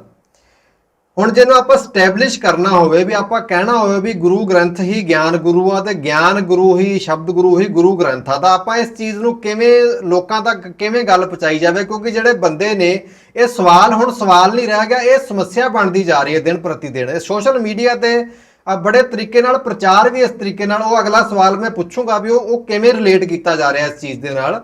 ਸੋ ਇਹਨੂੰ ਆਪਾਂ ਸੌਖੇ ਸ਼ਬਦਾਂ ਨਾਲ ਕਿਵੇਂ ਸਮਝਾਵਾਂਗੇ ਤਾਂ ਕਿ ਸਾਡੀ ਸਿੱਖ ਸੰਗਤ ਜਾਂ ਜਿਹੜੇ ਸਾਡੇ ਨੌਜਵਾਨ ਲੜਕੇ ਲੜਕੀਆਂ ਸੋਸ਼ਲ ਮੀਡੀਆ ਤੇ ਵੀ ਹੁੰਦੇ ਨੇ, ਤਾਂ ਉਹ ਇਸ ਪ੍ਰਭਾਵ ਤੋਂ ਕਿਵੇਂ ਬਚ ਸਕਣ ਵੀ ਗਿਆਨ ਤੇ ਗ੍ਰੰਥ ਨੂੰ ਅਲੱਗ-ਅਲੱਗ ਨਹੀਂ ਕੀਤਾ ਜਾ ਸਕਦਾ?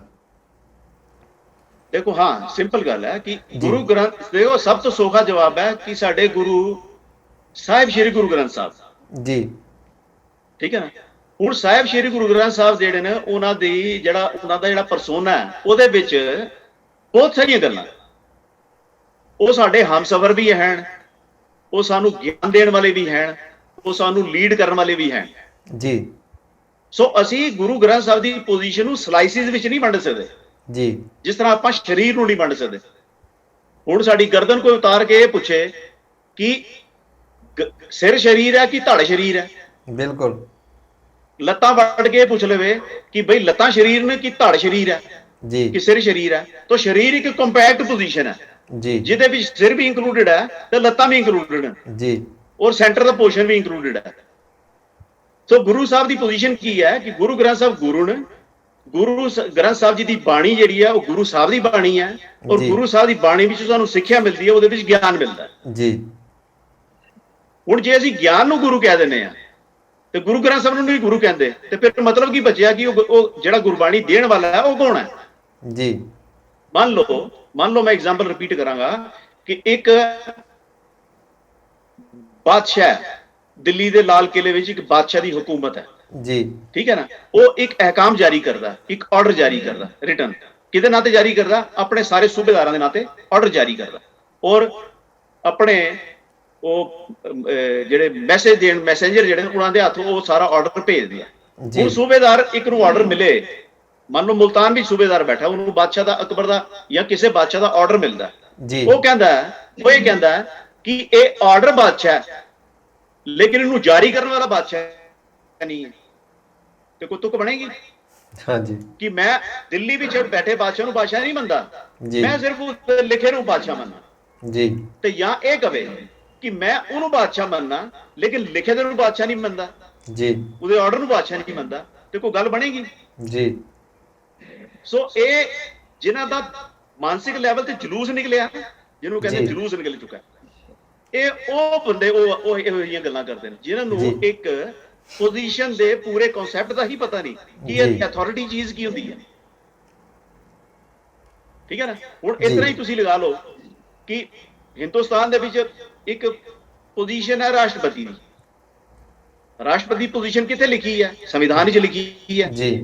ਹੁਣ ਅਸੀਂ ਇਹ ਕਹੀਏ ਕਿ ਸੰਵਿਧਾਨ 'ਚ ਉਹਦਾ ਲਿਖਿਆ ਹੈ, ਇਹੀ ਉਹਦਾ, ਇਹ ਤੇ ਬੰਦਾ ਨਹੀਂ ਬਹਿਣਾ ਚਾਹੀਦਾ ਜੀ। ਤੇ ਉਸ ਸੰਵਿਧਾਨ ਵਿੱਚ ਉਸ ਉਹਦੇ ਦਾ ਮਤਲਬ ਕੀ ਬਚਿਆ? ਹਾਂਜੀ। ਤੇ ਜੇ ਅਸੀਂ ਇਹ ਕਹੀਏ ਕਿ ਨਹੀਂ ਰਾਸ਼ਟਰਪਤੀ ਹੋਣਾ ਚਾਹੀਦਾ ਪਰ ਸੰਵਿਧਾਨ ਵਿੱਚ ਉਹਦਾ ਨਹੀਂ ਹੋਣਾ ਚਾਹੀਦਾ, ਤੇ ਫਿਰ ਉਸ ਬੰਦੇ ਦੇ ਕੁਰਸੀ ਤੇ ਬੈਠਣ ਦਾ ਕੀ ਮਤਲਬ ਬਚਿਆ? ਹਾਂਜੀ। ਸੋ ਇਸ ਤਰ੍ਹਾਂ ਸਲਾਈਸਿਸ ਵਿੱਚ ਵੰਡ ਕੇ ਨਾ ਚੀਜ਼ਾਂ ਨੂੰ, ਜੀ, ਸਲਾਈਸਿਸ ਵਿੱਚ ਵੰਡ ਕੇ ਨਹੀਂ ਦੇਖਿਆ ਜਾਂਦਾ। ਸਰ ਅੱਖ ਦੇ ਔਰ ਅੱਖ ਦੀ ਦ੍ਰਿਸ਼ਟੀ ਦਾ ਸੰਬੰਧ ਹੈ, ਜੀ ਇਸ ਤਰ੍ਹਾਂ ਹੀ ਜੀ ਗੁਰੂ ਦੀ ਪੋਜੀਸ਼ਨ ਦਾ ਸੰਬੰਧ ਹੈ। ਜੀ। ਇਹ ਇੱਕ ਟੋਟਲ ਕੰਪੈਕਟ ਪੋਜੀਸ਼ਨ ਹੈ। ਜੀ ਗੁਰੂ ਹੀ ਗਿਆਨ ਦੇਣ ਵਾਲਾ। ਜੀ। ਹੁਣ ਗਿਆਨ ਕੀ ਦਿੰਦਾ ਇਹਦੇ ਬਾਰੇ ਵਿੱਚ ਸਾਡੀ ਮੱਤ ਜਿਹੜੀ ਹੈ ਉਹ ਕਈ ਵਾਰੀ ਡਿਸਟੋਰਟਡ ਹੁੰਦੀ ਹੈ, ਕਈ ਵਾਰੀ ਕੀ ਬਹੁਤੀ ਵਾਰੀ ਇਨ ਟੋਟੈਲਿਟੀ ਵਿੱਚ ਡਿਸਟੋਰਟਡ ਹੀ ਹੁੰਦੀ ਹੈ। ਤਾਂ ਹੀ ਸਾਡੀ ਕਈ ਗੱਲ, ਸਾਡੀਆਂ ਕਈ ਕੀਤੇ ਵਿਖਿਆਨ, ਸਾਡੇ ਕੀਤੇ ਲਿਖੇ ਲੈਕਚਰ ਕਦੇ ਵੀ ਗੁਰੂ ਨਹੀਂ ਬਣ ਸਕਦੇ। ਜੀ। ਕਿਉਂ ਨਹੀਂ ਬਣ ਸਕਦੇ? ਕਿਉਂਕਿ ਉਹਨਾਂ ਵਿੱਚ ਪੂਰਾ ਗੁਰੂ ਦੀ ਗੱਲ ਦੀ ਰਿਫਲੈਕਸ਼ਨ ਨਹੀਂ ਹੁੰਦੀ, ਉਹਦੇ ਵਿੱਚ ਡਿਸਟੋਰਸ਼ਨ ਹੁੰਦੀ ਹੈ। ਜੀ। ਇਸ ਵਾਸਤੇ ਜੋ ਪ੍ਰਚਾਰਕ ਸਟੇਜ ਤੇ ਬੈਠ ਕੇ ਗੱਲਾਂ 1 ਘੰਟਾ ਲੈਕਚਰ ਦਿੰਦਾ ਨਾ, ਉਹਦੇ ਲੈਕਚਰ ਵਿੱਚ ਕਿਤੇ ਨਾ ਕਿਤੇ ਉਹਦੇ ਆਪਣਾ ਮਾਈਂਡ ਕੰਮ ਕਰ ਰਿਹਾ ਹੁੰਦਾ। ਜੀ। ਤੇ ਜਿੱਥੇ ਆਪਣਾ ਮਾਈਂਡ ਕੰਮ ਕਰਦਾ ਉਹ ਗਿਆਨ ਨਹੀਂ ਸਾਡਾ ਗੁਰੂ ਹੋ ਸਕਦਾ। ਜੀ। ਸਾਡਾ ਗੁਰੂ ਉਹੀ ਹੋਏਗਾ ਜੋ ਗੁਰੂ ਸਾਹਿਬ ਦੇ ਮੂੰਹ ਤੇ ਉਚਰੀ ਗੱਲ ਹੈ। ਜੀ। ਉਹ ਗੁਰੂ ਗ੍ਰੰਥ ਸਾਹਿਬ। ਅਸੀਂ ਆਪਣੀ ਗੱਲ ਕਹੀਏ ਤੇ ਉਹਨੂੰ ਅਸੀਂ ਕਹਿ ਦਈਏ ਗੁਰੂ ਹੈ। ਸਰ ਜਿਵੇਂ ਆਪਣੀ ਤੁਸੀਂ ਐਗਜ਼ਾਮਪਲ ਬਹੁਤ ਵਧੀਆ ਦਿੱਤੀ ਕਿ ਸਰੀਰ ਦਾ ਕੋਈ ਅੰਗ ਕੱਟ ਕੇ ਤੇ ਆਪਾਂ ਉਹਨੂੰ ਸਰੀਰ ਦੇ ਨਾਲ ਤੁਲਨਾ ਨਹੀਂ ਦੇ ਸਕਦੇ। ਸਾਰਾ ਸਰੀਰ ਹੀ ਸਰੀਰ, ਪੂਰਾ ਕੰਪਲੀਟ ਸਰੀਰ ਹੀ ਸਰੀਰ ਮੰਨਿਆ ਜਾਏਗਾ। ਸੋ ਜਿਹੜੀ ਮੱਤ ਦੀ ਗੱਲ ਕਰਦੇ ਆਪਾਂ, ਸੁਰਤ ਦੀ ਗੱਲ ਕਰਦੇ ਆ, ਸੁਰਤ ਵੀ ਸਰੀਰ ਦੇ ਵਿੱਚ ਹੀ ਟਿਕੇਗੀ। ਜੇ ਕੱਲਾ ਕੱਲਾ ਸਰੀਰ ਅਲੱਗ ਕਰ ਦੋਗੇ ਤਾਂ ਸੁਰਤ ਦਾ ਵੀ ਕੋਈ ਵਜੂਦ ਨਹੀਂ ਰਹਿ ਜਾਣਾ। ਸੋ ਸੁਰਤ ਵੀ ਸਰੀਰ ਦੇ ਨਾਲ ਆ। ਮਨ ਜੀ। ਮੈਂ ਦੱਸਾਂ ਜੀ। ਮੈਂ ਤੁਹਾਨੂੰ ਦੱਸਾਂ, ਦੇਖੋ ਗੁਰਬਾਣੀ ਵਿੱਚ ਸਰੀਰ ਨੂੰ ਹਰਮੰਦਰ ਕਿਹਾ ਗਿਆ। ਜੀ। ਹਰਮੰਦਰ ਇਹ ਸਰੀਰ ਹੈ।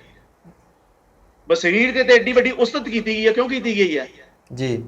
ਕਿਉਂਕਿ ਸਰੀਰ ਔਰ ਸੁਰਤ ਜਿਹੜੀ ਹੈ, ਇੱਕ ਬੰਦਾ ਮੰਨ ਲਓ ਅਗਰ ਕੋਮੇ ਵਿੱਚ ਚਲਾ ਜਾਏ ਜੀ for 2 or 3 months, for 1 or 2 week, ਇੱਕ ਹਫਤੇ ਜਾਂ 2 ਹਫਤੇ ਵਸੇ ਕੋਮੇ ਵਿੱਚ ਚਲਾ ਗਿਆ, ਉਹਨੂੰ ਸੁਰਤ ਕੋਈ ਨਹੀਂ ਰਹੀ। ਜੀ। ਲੇਕਿਨ ਬਿਨਾਂ ਸੁਰਤ ਦੇ ਵੀ ਉਹਦਾ ਸਰੀਰ ਜ਼ਿੰਦਾ ਹੈ। ਜੀ। ਠੀਕ ਹੈ ਨਾ? ਸਰੀਰ ਬਿਨਾਂ ਸੁਰਤ ਦੇ ਵੀ ਜ਼ਿੰਦਾ ਰਹਿ ਸਕਦਾ। ਜੀ। ਲੇਕਿਨ ਜੇ ਸਰੀਰ ਹੀ ਨਾ ਹੋਏ ਤੇ ਸੁਰਤ ਕਿੱਥੋਂ ਆਏਗੀ? ਜੀ। ਇਹ ਕਿਸੇ ਵੀ ਮੈਡੀਕਲ ਸਾਇੰਸ ਦੇ ਬੰਦੇ ਨੂੰ ਪੁੱਛ ਲਓ ਕਿ ਜੇ ਸਰੀਰ ਹੀ ਐਗਜ਼ਿਸਟ ਨਾ ਕਰੇ ਤੇ ਸੁਰਤ ਹੋ ਸਕਦੀ ਹੈ? ਜੀ। ਜੀ। ਜੀ। ਤੇ ਸਿੱਖ ਦੀ ਡੈਫੀਨੇਸ਼ਨ ਕੀ ਬਣੇਗੀ? ਸਿੱਖ ਤੇ ਉਹੀ ਬਣੇਗਾ ਨਾ ਜਿਹਦਾ ਸਰੀਰ ਹੈ, ਹਾਂਜੀ, ਜਿਹਦੀ ਪਛਾਣ ਹੈ। ਜੀ। ਜੀ। ਜੀ। ਤੁਸੀਂ ਕਹਿ ਸਕਦੇ ਹੋ ਮੈਂ ਸਿੱਖ ਹਾਂ, ਤਾਂ ਹੀ ਕਹਿ ਸਕਦੇ ਹੋ ਨਾ ਕਿ ਤੁਹਾਡੇ ਸਾਹਮਣੇ ਇੱਕ ਆਇਡੈਂਟੀਫਿਕੇਸ਼ਨ ਹੈ। ਜੀ। One can identify you. ਮੈਂ ਤੁਹਾਨੂੰ ਦੇਖ ਸਕਦਾ, ਕਹਿ ਦੇਣਾ ਹਾਂ ਵੀ ਤੁਸੀਂ ਸਿੱਖ ਹੋ। ਜੀ। ਤੁਸੀਂ ਇਹ ਕਹੋ ਕਿ ਨਹੀਂ ਮੈਂ ਤੇ ਸਿੱਖ, ਮੇਰਾ ਸਰੀਰ ਤੇ ਸਿੱਖ ਹੀ ਨਹੀਂ, ਮੇਰੀ ਸੁਰਤ ਸਿੱਖ ਹੈ, ਤੇ ਉਹਦਾ ਪਤਾ ਕਿੱਥੋਂ ਚੱਲੇਗਾ? ਪਤਾ ਤਾਂ ਹੀ ਚੱਲੇਗਾ ਨਾ ਜੇ ਤੁਹਾਡੇ ਵਿਵਹਾਰ ਤੋਂ ਪਤਾ ਚੱਲੇਗਾ। ਤੇ ਵਿਵਹਾਰ ਕਿਹਨੇ ਕਰਨਾ? ਸਰੀਰ ਨੇ। ਸਰੀਰ ਨੇ ਕਰਨਾ। ਸਰੀਰ ਨੇ ਕਰਨਾ ਨਾ। ਤੇ ਜੇ ਸਰੀਰ ਹੀ ਨਹੀਂ ਹੈ ਤੇ ਸੁਰਤ ਕਿੱਥੇ ਹੈ? ਜੀ। ਤੇ ਜਦ ਕਿ ਕੋਮੇ ਦੀ ਹਾਲਤ ਦੇ ਵਿੱਚ ਬਿਨਾਂ ਸੁਰਤ ਦੇ ਵੀ ਸਰੀਰ ਜਿਹੜਾ ਸਾਹਮਣੇ ਨਜ਼ਰ ਆਉਂਦਾ, ਡਾਕਟਰ ਕਹਿੰਦਾ ਹੈ ਜਿੰਦਾ, ਜੀ ਜੀ ਜੀ ਜੀ, ਸਭ ਕੁਝ ਚੱਲ ਰਿਹਾ, ਲੇਕਿਨ ਸੁਰਤ ਨਹੀਂ ਹੈ, ਸਰੀਰ ਹੈ। ਜੇ ਸਰੀਰ ਹੋਏ ਨਾ ਤੇ ਸੁਰਤ ਹੋ ਹੀ ਨਹੀਂ ਸਕਦੀ। ਬਿਲਕੁਲ। ਸਰ ਇਹਨਾਂ ਗੱਲਾਂ ਨੂੰ ਜੀ, ਮੈਂ ਕਿਹਾ ਇੱਕ ਨਾ ਅੱਜ ਕੱਲ ਹੋਰ ਫੈਸ਼ਨ ਚੱਲਿਆ ਹੋਇਆ, ਟ੍ਰੈਂਡ ਚੱਲਿਆ ਹੋਇਆ, ਜਿਹਦੇ ਵਿੱਚ ਸਾਡੇ ਨੌਜਵਾਨ ਲੜਕੇ ਲੜਕੀਆਂ ਜਾਂ ਆਮ ਸੰਗਤ ਜਿਹੜੀ ਆ ਉਹ ਵੀ ਕਾਫੀ ਭੁਲੇਖਾ ਖਾ ਰਹੀ ਹੈ। ਮੈਂ ਸੋਸ਼ਲ ਮੀਡੀਆ ਤੇ ਅਕਸਰ ਇਹ ਚੀਜ਼ਾਂ ਦੇਖਦਾ ਰਹਿਣਾ ਵੀ ਉੱਥੇ ਇੱਕ ਗੱਲ ਹੁੰਦੀ ਆ ਕਿ ਇੱਕ ਪਾਸੇ ਦਾ ਧਰਮ ਲਿਖ ਦਿੰਦੇ ਆ, ਆਹ ਧਰਮ ਆ ਗਿਆ, ਦੂਜੇ ਪਾਸੇ ਲਿਖਣਗੇ ਐਜੂਕੇਸ਼ਨ, ਹੈਲਥ ਜਾਂ ਇਹ ਉਹ ਚੀਜ਼ਾਂ, ਹਨਾ। ਫਿਰ ਲੋਕ ਕੀ ਉੱਥੇ ਪੁੱਛਣਗੇ ਵੀ ਤੁਸੀਂ ਕਿਹਨੂੰ ਪਿਆਰ ਕਰਦੇ ਹੋ। ਉੱਥੇ ਇਹ ਦਿਖਾਇਆ ਜਾਂਦਾ ਵੀ ਤੁਸੀਂ ਧਰਮ ਨੂੰ ਪਿਆਰ ਨਾ ਕਰੋ, ਐਜੂਕੇਸ਼ਨ ਤੇ ਜਿਹੜੀ ਮੈਡੀਕਲ ਹੈਲਥ ਜਾਂ ਹੋਰ ਚੀਜ਼ਾਂ ਉਹਨਾਂ ਨੂੰ ਪਿਆਰ ਕਰੋ। ਸੋ ਸਾਡੇ ਇੱਕ ਭਾਈ ਸਾਹਿਬ ਵੀ ਪਿੱਛੇ ਜੇ ਸਪੀਚ ਕਰ ਰਹੇ ਸੀ ਆਪਣੇ ਕੁਝ ਸ਼ਰਧਾਲੂਆਂ ਦੇ ਸਾਹਮਣੇ, ਜਿਹੜੇ ਉਹਨਾਂ ਦੇ ਚੇਲੇ ਸੀ। ਉੱਥੇ ਉਹ ਬੋਲ ਰਹੇ ਸੀ ਧਰਮ ਦੇ ਖਿਲਾਫ ਹੀ ਇੱਕ ਤਰੀਕੇ ਨਾਲ, ਵੀ ਜਿਹੜਾ ਕਿਸੇ ਗੁਰਦੁਆਰੇ ਦੀ ਰੱਖਿਆ CCTV ਕਰਦਾ, ਧਰਮ ਨਹੀਂ ਕਰਦਾ। ਆਹ ਚੀਜ਼ ਵਿਗਿਆਨ ਕਰਦਾ, ਧਰਮ ਨਹੀਂ ਕਰਦਾ। ਹੁਣ ਧਰਮ ਨੂੰ ਇਸ ਤਰੀਕੇ ਨਾਲ ਲੈ ਲਿਆ ਗਿਆ। ਹੁਣ ਸਿੱਖ ਧਰਮ ਨੂੰ ਵੀ ਦੂਜੇ ਲੋਕਾਂ ਦੇ ਧਰਮ ਨਾਲ ਕੰਪੇਅਰ ਕੀਤਾ ਜਾ ਰਿਹਾ, ਜਿੱਧਰੋਂ ਚਲੋ ਉਹਨਾਂ ਦੇ ਵਿੱਚ ਊਣਤਾਈਆਂ ਹੋਣਗੀਆਂ, ਉਹਦੇ ਵਿੱਚ ਆਪਾਂ ਨਹੀਂ ਜਾਂਦੇ। ਲੇਕਿਨ ਮੇਰਾ ਸਵਾਲ ਇਹ ਹੈ ਕਿ ਕੀ ਵਿਗਿਆਨ ਤੇ ਧਰਮ ਦਾ ਕੋਈ ਕੰਪੈਰੀਜ਼ਨ ਕੀਤਾ ਜਾ ਸਕਦਾ ਆ? ਇੱਕ ਸਵਾਲ ਤਾਂ ਇਹ ਵੀ ਹੈ ਕਿ ਕੋਈ ਵਿਗਿਆਨੀ ਉਹ ਸਿਰਫ ਖੋਜ ਕਰ ਸਕਦਾ ਆ, ਲੇਕਿਨ ਉਹ ਵਿਗਿਆਨੀ ਮਾਂ-ਬਾਪ ਦੀ ਰਿਸਪੈਕਟ ਕਰਨਾ, ਸਮਾਜ ਦੇ ਵਿੱਚ ਕਿਵੇਂ ਵਿਚਰਨਾ, ਉਹਦੇ ਬਾਰੇ ਉਹ ਗੱਲ ਨਹੀਂ ਕਰਦਾ। ਇਹ ਚੀਜ਼ ਸਿਰਫ ਕੋਈ ਜਿਹੜਾ ਧਾਰਮਿਕ ਵਿਅਕਤੀ ਹੋਏਗਾ ਜਾਂ ਫਿਲਾਸਫਰ ਹੋਏਗਾ ਉਹੀ ਇਸ ਪਾਸੇ ਨੂੰ ਗੱਲਾਂ ਲੈ ਕੇ ਜਾ ਸਕਦਾ। ਲੇਕਿਨ ਸਾਡੇ ਪ੍ਰਚਾਰਕ ਮਸ਼ੀਨਾਂ ਦੇਖ ਕੇ, ਮੋਬਾਈਲ ਦੇਖ ਕੇ, ਸੀਸੀਟੀਵੀ ਕੈਮਰੇ ਦੇਖ ਕੇ, ਗੱਡੀਆਂ, ਸੜਕਾਂ, ਵੱਡੀਆਂ ਵੱਡੀਆਂ ਬਿਲਡਿੰਗਾਂ ਦੇਖ ਕੇ ਤੇ ਧਰਮ ਨੂੰ ਇਸ ਹੱਦ ਤੱਕ ਕੰਡੈਮ ਕਰਨ ਲੱਗ ਪਿਆ ਕਿ ਧਰਮ ਨੇ ਦਿੱਤਾ ਹੀ ਕੱਖ ਨਹੀਂ, ਧਰਮ ਸਿਰਫ ਪੁਆੜੇ ਦੀ ਜੜ ਆ। ਤੁਹਾਡਾ ਇਸ ਬਾਰੇ ਕੀ ਮੰਨਣਾ ਜੀ? ਦੇਖੋ ਗੱਲ ਇਹ ਹੈ ਸਰ, ਐਜੂਕੇਸ਼ਨ ਜਿਹੜੀ ਹੈ, ਅੱਛੀ ਐਜੂਕੇਸ਼ਨ ਔਰ ਅੱਛੀ ਉਹਦੀ implementation is a part of ਦਾ ਧਰਮ। ਅਗਰ ਜਿਹੜਾ ਧਰਮ ਦੀ ਡੈਫੀਨੇਸ਼ਨ ਜਿਹੜਾ ਅਸੀਂ ਲੈਂਦੇ ਆ ਨਾ, ਉਹਦੇ ਵਿੱਚ ਹਰ ਅੱਛੀ ਚੀਜ਼ ਜਿਹੜੀ ਮੁਆਸ਼ਰੇ ਵਾਸਤੇ ਅੱਛੀ ਹੈ, ਅੱਛੀ ਸੋਚ ਜਿਹੜੀ ਹੈ ਉਹਦੇ ਵਿੱਚ ਰਿਫਲੈਕਟ ਹੁੰਦੀ ਹੈ। ਉਹਦੀ ਇੰਪਲੀਮੈਂਟੇਸ਼ਨ ਜਿਹੜੀ ਇਮਾਨਦਾਰਾਨਾ, ਉਹ ਪਾਰਟ ਆਫ ਦਾ ਰਿਲੀਜਨ ਹੈ ਜੀ। ਉਹਨੂੰ ਰਿਲੀਜਨ ਤੋਂ ਵੱਖ ਕਰਕੇ ਨਹੀਂ ਅਸੀਂ ਦੇਖਦੇ, ਠੀਕ ਹੈ ਨਾ। ਔਰ ਇਸ ਗੱਲ ਦੇ ਉੱਪਰ ਵੀ ਜਿਹੜੇ ਲੋਕ ਇਹ ਵਾਲੀ ਗੱਲਾਂ ਕਰਦੇ ਨੇ, ਪੜ੍ਹੇ ਲਿਖੇ ਲੋਕ, ਉਹਨਾਂ ਦੀ ਗੱਲਾਂ ਦੇ ਵਿੱਚ ਮੈਂ ਤੇ ਸਿਰਫ ਇੰਨੀ ਗੱਲ ਕਵਾਂਗਾ ਕਿ ਉਹ ਇਸ ਤਰ੍ਹਾਂ ਕਰਨ ਕਿ ਥੋੜਾ ਜਿਹਾ ਪੜ੍ਹਨ ਜੀ, ਥੋੜਾ ਜਿਹਾ ਪੜ੍ਹਨ ਕਿ ਇਹ ਸਾਡੇ ਸਾਹਮਣੇ ਹੱਥ 'ਚ ਮੋਬਾਈਲ ਹੈ, ਸਾਡੇ ਸਾਹਮਣੇ ਲੈਪਟਾਪ ਹੈ, ਸਾਡੇ ਸਾਹਮਣੇ ਹੋਰ ਬਹੁਤ ਸਾਰੀਆਂ ਚੀਜ਼ਾਂ, ਇਹ ਅਸੀਂ ਬਿਲਕੁਲ ਕਾਬਿਲ ਇਹਤਰਾਮ ਨੇ ਉਹ ਲੋਕ ਜਿਨ੍ਹਾਂ ਨੇ ਇਹ ਚੀਜ਼ਾਂ ਬਣਾਈਆਂ, ਠੀਕ ਹੈ। ਬਿਲਕੁਲ ਜੀ। ਸੈਕੰਡ, ਉਹਨਾਂ ਦੇ ਪਿੱਛੇ ਜਿਹਨਾਂ ਸਾਇੰਟਿਸਟਾਂ ਨੇ ਮੁੱਢਲੇ ਰੂਪ ਵਿੱਚ ਕੰਮ ਕੀਤਾ ਸੀ, ਉਹ ਇਹੀ ਸੋਚ ਕੇ ਕਰ ਰਹੇ ਸੀ ਕਿ ਜੋ ਵੀ ਅਸੀਂ ਕੰਮ ਕਰ ਰਹੇ ਹਾਂ ਇਹ ਧਰਮ ਦਾ ਕੰਮ ਕਰ ਰਹੇ ਹਾਂ। ਫੋਰ ਐਗਜ਼ਾਮਪਲ ਮੈਂ ਨਿਊਟਨ ਦੀ ਐਗਜ਼ਾਮਪਲ ਦੇਣਾ।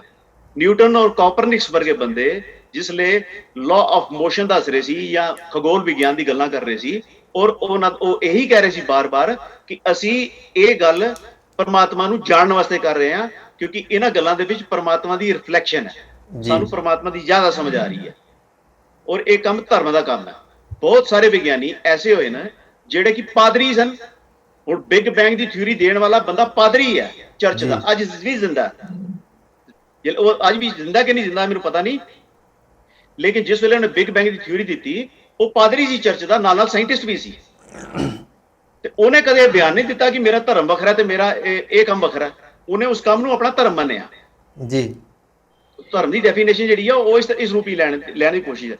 ਲੇਕਿਨ ਇਹਦੇ ਨਾਲ ਮੈਂ ਗੱਲ ਕਵਾਂਗਾ ਜਿਹੜੀ ਮੈਂ ਸ਼ੁਰੂ ਕੀਤੀ ਸੀ ਕਿ ਸਾਰੀਆਂ ਚੀਜ਼ਾਂ ਕਾਬਿਲੇ ਇਹਤਰਾਮ ਹੋਣ ਦੇ ਬਾਵਜੂਦ ਸਾਰੇ ਸਾਇੰਟਿਸਟ ਜਿਹੜੇ ਇਸ ਨਤੀਜੇ ਤੇ ਪਹੁੰਚੇ, ਕਿਉਂਕਿ ਇਹ ਸਾਰੀਆਂ ਚੀਜ਼ਾਂ, ਚਾਹੇ ਉਹ ਮੋਬਾਈਲ ਹੋਏ, ਚਾਹੇ ਕੰਪਿਊਟਰ ਹੋਏ, ਚਾਹੇ ਫਿਜ਼ਿਕਸ ਦੀ ਕਿਤਾਬ ਹੋਏ, ਚਾਹੇ ਕੈਮਿਸਟਰੀ ਦੀ ਕਿਤਾਬ ਹੋਏ, ਚਾਹੇ ਹਿਸਟਰੀ ਦੀ ਕਿਤਾਬ ਹੋਏ, ਚਾਹੇ ਉਹ ਸੋਸ਼ੀਓਲੋਜੀ ਦੀ ਕਿਤਾਬ ਹੋਏ, ਚਾਹੇ ਬੋਟਨੀ ਦੀ ਕਿਤਾਬ ਹੋਏ, ਇਹ ਸਾਰੀਆਂ ਗੱਲਾਂ ਦੀ ਉਤਪਤੀ, ਇਸ ਸਾਰੇ ਗਿਆਨ ਦੀ ਉਤਪਤੀ ਮਨੁੱਖ ਦੇ ਮਨ ਤੋਂ ਹੋਈ ਹੈ ਜੀ, ਮਨੁੱਖ ਦੀ ਚੇਤਨਾ ਤੋਂ ਹੋਈ ਹੈ। ਔਰ ਇਸ ਗੱਲ ਦੇ ਉੱਪਰ ਸਾਰੇ ਸਹਿਮਤ ਨੇ ਕਿ ਸਭ ਤੋਂ ਆਖਰ ਦੇ ਵਿੱਚ ਜਿਹੜੀ ਗੱਲ ਬੰਦੇ ਨੂੰ ਸਮਝਣੀ ਪਏਗੀ ਉਹ ਮਨ ਨੂੰ ਹੀ ਸਮਝਣਾ ਪਏਗਾ ਕਿ ਮਨ ਦੀ study is the most difficult field of all fields. Sir ਤੁਹਾਡੇ ਸਰ ਮੈਂ ਮਾੜਾ ਜਿਹਾ ਨੂੰ ਡੀਲ ਕਰਦੀ ਹੈ। Sir sorry to interrupt you, ਤੁਹਾਡੀ ਨਾ ਆਵਾਜ਼ ਉੱਥੋਂ ਕੱਟੀ ਗਈ ਸੀ ਕਿ ਮਨ ਦੀ ਸਟੱਡੀ ਸਭ ਤੋਂ ਔਖਾ, ਤੁਸੀਂ ਇਦਾਂ ਦਾ ਕੁਝ ਬੋਲ ਰਹੇ ਸੀ, ਉਸ ਤੋਂ ਬਾਅਦ ਆਵਾਜ਼ ਕੱਟੀ ਗਈ ਸ਼ਾਇਦ। ਮੈਂ ਕਹਿ ਰਿਹਾ ਸੀਗਾ ਕਿ ਜਿਹੜਾ ਮਨ ਦਾ ਵਿਸ਼ਾ ਹੈ ਨਾ ਜੀ, ਉਹ ਸਭ ਤੋਂ ਆਖਰ ਵਿੱਚ ਸਮਝ ਜੀ ਵਾਲੀ ਗੱਲ ਹੈ। ਇਸ ਗੱਲ ਨੂੰ ਸਾਰਿਆਂ ਨੂੰ ਸਮਝਣਾ ਪਏਗਾ, ਉਹ ਬੰਦੇ ਨੂੰ ਆਪਣੇ ਆਪ ਨੂੰ ਸਮਝਣਾ ਪਏਗਾ ਕਿ ਮੈਂ ਕੀ ਹਾਂ ਜੀ। ਉਹ ਸਭ ਤੋਂ ਔਖਾ ਸਬਜੈਕਟ ਹੋਗਾ। ਗੁਰਬਾਣੀ ਦੀ ਜਿਹੜੀ ਸਟੱਡੀ ਹੈ, ਗੁਰਬਾਣੀ ਦਾ ਜਿਹੜਾ ਸਬਜੈਕਟ ਮੈਟਰ ਹੈ, ਉਹ ਸਬਜੈਕਟ ਮੈਟਰ ਜਿਹੜਾ ਹੈ ਉਹ ਡੀਲ ਕਰਦਾ ਮਨ ਨੂੰ। ਬਿਲਕੁਲ, ਉਹ ਮਨ ਦੇ ਜਿਤਨੇ ਦੀ ਗੱਲ ਕਰਦਾ, ਉਹ ਮਨ ਦੀ ਚੇਤਨਾ ਦੀ ਗੱਲ ਕਰਦਾ। ਉਹ ਗੱਲ ਜਿਹੜੀ ਹੈ, ਜਿੰਨਾਂ ਗੱਲਾਂ ਨੂੰ ਇਹ ਰਲ ਗੱਡ ਕਰਨਾ ਚਾਹੁੰਦੇ ਨਾ। ਹੁਣ ਇੱਕ ਮੋਬਾਈਲ ਹੈ ਕਿਸੇ ਕੋਲੋਂ, ਜਾਂ ਇੱਕ ਕਿਸੇ ਨੂੰ ਕੰਪਿਊਟਰ ਦਾ ਗਿਆਨ ਹੈ, ਕੰਪਿਊਟਰ ਦੀ ਬੜੀ ਨੌਲੇਜ ਹੈ ਉਹਨੂੰ, ਵੀ ਕੰਪਿਊਟਰ ਕਿਸ ਤਰ੍ਹਾਂ ਚਲਾਇਆ ਜਾਂਦਾ ਹੈ। ਉਹ ਕੰਪਿਊਟਰ ਦਾ ਗਿਆਨ ਉਹਨੂੰ ਇਤਨਾ ਹੈ ਕਿ ਤੁਹਾਡੇ ਨਾਲੋਂ ਵੀ ਜ਼ਿਆਦਾ, ਮੇਰੇ ਨਾਲੋਂ ਵੀ ਜ਼ਿਆਦਾ, ਉਹ ਤੁਹਾਡੇ ਮੇਰੇ ਦੋਹਾਂ ਨਾਲੋਂ ਨਹੀਂ, ਕਰੋੜਾਂ ਲੋਕਾਂ ਨਾਲੋਂ ਵੱਧ ਗਿਆਨ ਹੈ ਉਹਨੂੰ। ਲੇਕਿਨ ਉਹ ਕੀ ਕਰਦਾ ਕਿ ਕੰਪਿਊਟਰ ਦੇ ਉਸ ਗਿਆਨ ਨੂੰ ਵਰਤ ਕੇ ਕਿਸੇ ਦੇ ਬੈਂਕ ਅਕਾਊਂਟ ਚੋਂ ਪੈਸੇ ਕੱਢ ਲੈਂਦਾ। ਕੰਪਿਊਟਰ ਤੇ ਬੈਠਦਾ ਹੈਕਰ, ਔਰ ਉਹ ਗਵਰਨਮੈਂਟ ਦੀ ਇਨਫੋਰਮੇਸ਼ਨ ਜਿਹੜੀ ਇਲੀਗਲ ਹੈ ਇਨਫੋਰਮੇਸ਼ਨ ਲੈਣਾ, ਉਹਨੂੰ ਹੈਕ ਕਰ ਲੈਂਦਾ ਜੀ। ਤੁਹਾਡੀ ਫੇਸਬੁੱਕ ਤੋਂ ਇਨਫੋਰਮੇਸ਼ਨ ਨੂੰ ਹੈਕ ਕਰ ਲੈਂਦਾ, ਮੇਰੀ ਆਈਡੀ ਬੰਦ ਕਰਾ ਦਿੰਦਾ, ਜਾਂ ਕਿਸੇ ਦਾ ਬੈਂਕਿੰਗ ਸਿਸਟਮ ਨੂੰ ਹੈਕ ਕਰਕੇ ਕਿਸੇ ਦੇ ਅਕਾਊਂਟ 'ਚ ਪੈਸੇ ਟ੍ਰਾਂਸਫਰ ਕਰ ਲੈਂਦਾ। ਉਹਨੂੰ ਤੇ ਤੁਹਾਡੇ ਨਾਲ ਮੇਰੇ ਨਾਲ ਜ਼ਿਆਦਾ ਗਿਆਨ ਹੈ ਜੀ ਕੰਪਿਊਟਰ ਦਾ। ਲੇਕਿਨ ਉਹ ਕਿਆ ਉਹ ਠੀਕ ਕਰ ਰਿਹਾ? ਇਹਦਾ ਜਵਾਬ ਸਾਇੰਸ ਨਹੀਂ ਦੇਗੀ ਕਿਸੇ ਲੈਬੋਰੇਟਰੀ ਦੇ ਵਿੱਚ। ਇਸ ਦਾ ਗਿਆਨ ਕੀ ਉਹ ਠੀਕ ਨਹੀਂ ਕਰ ਰਿਹਾ। ਇਹਦਾ ਠੀਕ ਸਹੀ ਦਾ ਨਿਰਣਾ ਕਿਸੇ ਵੀ ਸਾਇੰਟਿਫਿਕ ਲੈਬੋਰੇਟਰੀ 'ਚ ਕਦੇ ਹੋ ਹੀ ਨਹੀਂ ਸਕਦਾ ਜੀ, ਕਿਉਂਕਿ ਸਾਇੰਸ ਦੇ ਇੱਕ ਪਦਾਰਥ ਨੂੰ ਵੈਰੀਫਾਈ ਕਰਕੇ ਤੇ ਉਹਦੀ ਗੱਲ ਕਰੇਗੀ ਕਿ ਇਹ ਠੀਕ ਹੈ ਜਾਂ ਗਲਤ ਹੈ। ਜੀ ਜੀ ਜੀ, ਮਨ ਦੀ ਜਿਹੜੀ ਸੋਚ ਹੈ ਉਹਨੂੰ ਸਾਇੰਸ ਨਹੀਂ ਕਦੇ ਠੀਕ ਕਰਦੀ, ਕਿਉਂਕਿ ਸਾਇੰਸ ਕੋਲੋਂ ਉਹਦਾ ਕੋਈ ਮੈਟੀਰੀਅਲ ਨਹੀਂ ਹੈ ਟੇਬਲ ਤੇ ਜਿਹਨੂੰ ਵੈਰੀਫਾਈ ਕਰ ਸਕੇ। ਜੀ, ਹਿਊਮਨ ਸਾਈਕੋਲੋਜੀ ਦੀ ਗੱਲ ਜਿਹੜੀ ਹੈ ਉਹ ਸਾਇੰਸ ਦੀ ਪ੍ਰਯੋਗਸ਼ਾਲਾ 'ਚ ਨਹੀਂ ਹੋਣੀ, ਬਾਹਰ ਹੋਣੀ ਹੈ। ਜੀ, ਹੁਣ ਕੋਰਟ ਕਚਹਿਰੀਆਂ ਵਿੱਚ ਜਿੰਨੇ ਝਗੜੇ ਤੁਸੀਂ ਕਦੇ ਉੱਥੇ ਸਾਇੰਟਿਸਟਾਂ ਨੂੰ ਲੜਦੇ ਦੇਖਿਆ ਕਿ ਇਹ ਕੈਮੀਕਲ ਇਸ ਤਰ੍ਹਾਂ ਨਹੀਂ ਬਈ ਇਸ ਤਰ੍ਹਾਂ ਬਣਦਾ ਤੇ ਦੋਵਾਂ ਨੇ ਮੁਕੱਦਮਾ ਕਰਤਾ ਹੋਏ ਨਾ, ਕਿਉਂਕਿ ਉਹ ਮੁਕੱਦਮੇ ਦਾ ਸਬਜੈਕਟ ਮੈਟਰ ਨਹੀਂ। ਕੋਰਟ ਕਚਹਿਰੀਆਂ 'ਚ ਕੀ ਹੈ, ਤੁਹਾਡਾ ਮੇਰਾ ਝਗੜਾ, ਲੋਕਾਂ ਦੇ ਝਗੜੇ, ਪ੍ਰਾਪਰਟੀਆਂ ਦੇ ਝਗੜਾ, ਕਤਲ ਗਾਰਤ, ਅਪਰਾਧ, ਚੋਰੀ, ਡਕੈਤੀ, ਹੈਕਿੰਗ, ਗਿਆਨ ਦੀ ਦੁਰਵਰਤੋਂ ਬਿਆਨ ਦੀ ਕਰਕੇ ਕਿਸੇ ਨੇ ਪੈਸਾ ਕੱਢ ਲਿਆ, ਕਿਸੇ ਨੇ ਵਿਗਿਆਨਿਕ ਢੰਗ ਨਾਲ ਬਣਾਈ ਹੋਈ ਬੰਦੂਕ ਨਾਲ ਗੋਲੀ ਚਲਾ ਕੇ ਕਿਸੇ ਦੀ ਜਾਨ ਲੈ ਲਈ ਜੀ। ਕੋਰਟ ਵਿੱਚ ਇਹ ਕੇਸ ਜਾਂਦੇ ਨੇ, ਔਰ ਇਹ ਕੇਸ, ਇਹਨਾਂ ਕੇਸਾਂ ਦੇ ਹੱਲ ਦਾ ਜਵਾਬ ਸਾਇੰਸ ਕੋਲ ਥੋੜੀ ਹੈ ਜੀ। ਜੇ E = ਉਹ ਆਪਣੇ ਹਾਂਜੀ ਹਾਂਜੀ ਹਾਂਜੀ, ਜਿਹੜੀ ਆਪਣੀ ਆਇਨਸਟਾਈਨ ਦੀ ਥਿਊਰੀ, ਹਾਂਜੀ ਹਾਂਜੀ, ਆਇਨਸਟਾਈਨ ਦੀ ਜਿਹੜੀ ਉਹ ਇਕੁਏਸ਼ਨ ਹੈ, ਜੀ ਜੀ ਜੀ, ਉਸ ਇਕੁਏਸ਼ਨ ਦੇ ਵਿੱਚ ਇਹਨਾਂ ਚੀਜ਼ਾਂ ਦਾ ਹੱਲ ਤੇ ਨਹੀਂ ਹੈ ਨਾ। ਜੀ ਜੀ, ਅਗਰ ਹੁੰਦਾ ਤੇ ਕਿਸੇ ਨੂੰ ਕੋਰਟ ਜਾਣ ਦੀ ਜ਼ਰੂਰਤ ਹੀ ਨਹੀਂ ਸੀ। ਬਿਲਕੁਲ, ਉਹ ਤੇ ਹੱਲ ਤੇ ਕਿਤਾਬ 'ਚ ਲਿਖਿਆ ਹੋਣਾ ਸੀ ਜੀ। ਤੇ ਝਗੜੇ ਦੀ ਜ਼ਰੂਰਤ ਕੀ ਸੀ? ਸਰ ਇਹ ਗੱਲ ਹੈ। ਜੀ ਜੀ ਜੀ, ਹਾਂ ਤੁਸੀਂ ਗੱਲ ਕੰਪਲੀਟ ਕਰੋ, ਕੋਈ ਨਹੀਂ। ਸੋ ਇਹ ਗੱਲ ਹੈ ਕਿ ਜਿਹੜਾ ਵਿਗਿਆਨ ਹੈ, ਜਿਹੜੀ ਇਹ ਗੱਲਾਂ ਇਹ ਲੋਕ ਬੱਚੇ ਕਰਦੇ ਨੇ, ਵਿਗਿਆਨ ਹੈ, ਇਹ ਹੈ, ਉਹ ਹੈ। ਵਿਗਿਆਨ ਨੇ ਤੇ ਕਲਾਸ਼ਨਕੋਵ ਵੀ ਬਣਾਈ ਹੈ, AK-47 ਵੀ ਬਣਾਈ ਹੈ, ਉਹ ਚੱਲਦੀ ਵੀ ਵਿਗਿਆਨਿਕ ਢੰਗ ਨਾਲ ਹੈ, ਬਣੀ ਵੀ ਵਿਗਿਆਨਿਕ ਪ੍ਰਿੰਸੀਪਲ ਨਾਲ ਹੈ। ਉਹਦੇ ਗੋਲੀ ਚੱਲਣ ਦੇ ਵਿੱਚ ਤੇ ਲਾਅ ਆਫ ਜਿਹੜਾ ਨੇਚਰ ਹੈ ਉਹ ਕੰਮ ਕਰ ਰਹੇ ਹੁੰਦੇ ਨੇ। ਬਿਲਕੁਲ, ਲੇਕਿਨ ਉਹ ਮਾਰਨੀ ਕਿ ਨਹੀਂ ਮਾਰਨੀ ਇਹਦਾ ਫੈਸਲਾ ਹੁਣ ਬੰਦੂਕ ਨੇ ਥੋੜੀ ਕਰਨਾ। ਬਿਲਕੁਲ, ਮੋਬਾਈਲ ਕਿਸ ਤਰ੍ਹਾਂ ਚਲਾਣਾ ਇਹਦਾ ਫੈਸਲਾ ਮੋਬਾਈਲ ਥੋੜੀ ਕਰਦਾ ਕਿ ਮੈਸੇਜ ਕੀ ਟਾਈਪ ਕਰੋ, ਮੋਬਾਈਲ ਥੋੜੀ ਦੱਸਦਾ ਕਿ ਇਹ ਮੈਸੇਜ ਕਰੋ ਕਿ ਨਾ ਕਰੋ, ਇਹ ਤੇ ਬੰਦੇ ਨੇ ਡਿਸਾਈਡ ਕਰਨਾ। ਉਹਦੀ ਸਿੱਖਿਆ ਜਿਹੜੀ ਹੈ ਉਹ ਧਰਮ ਤੋਂ ਆਉਂਦੀ ਹੈ, ਉਹ ਐਥਿਕਸ ਤੋਂ ਆਉਂਦੀ ਹੈ ਜੀ। ਉਹਦਾ origin ਜਿਹੜਾ ਉਹ ਕਿਤੇ ਹੋਰ ਹੈ।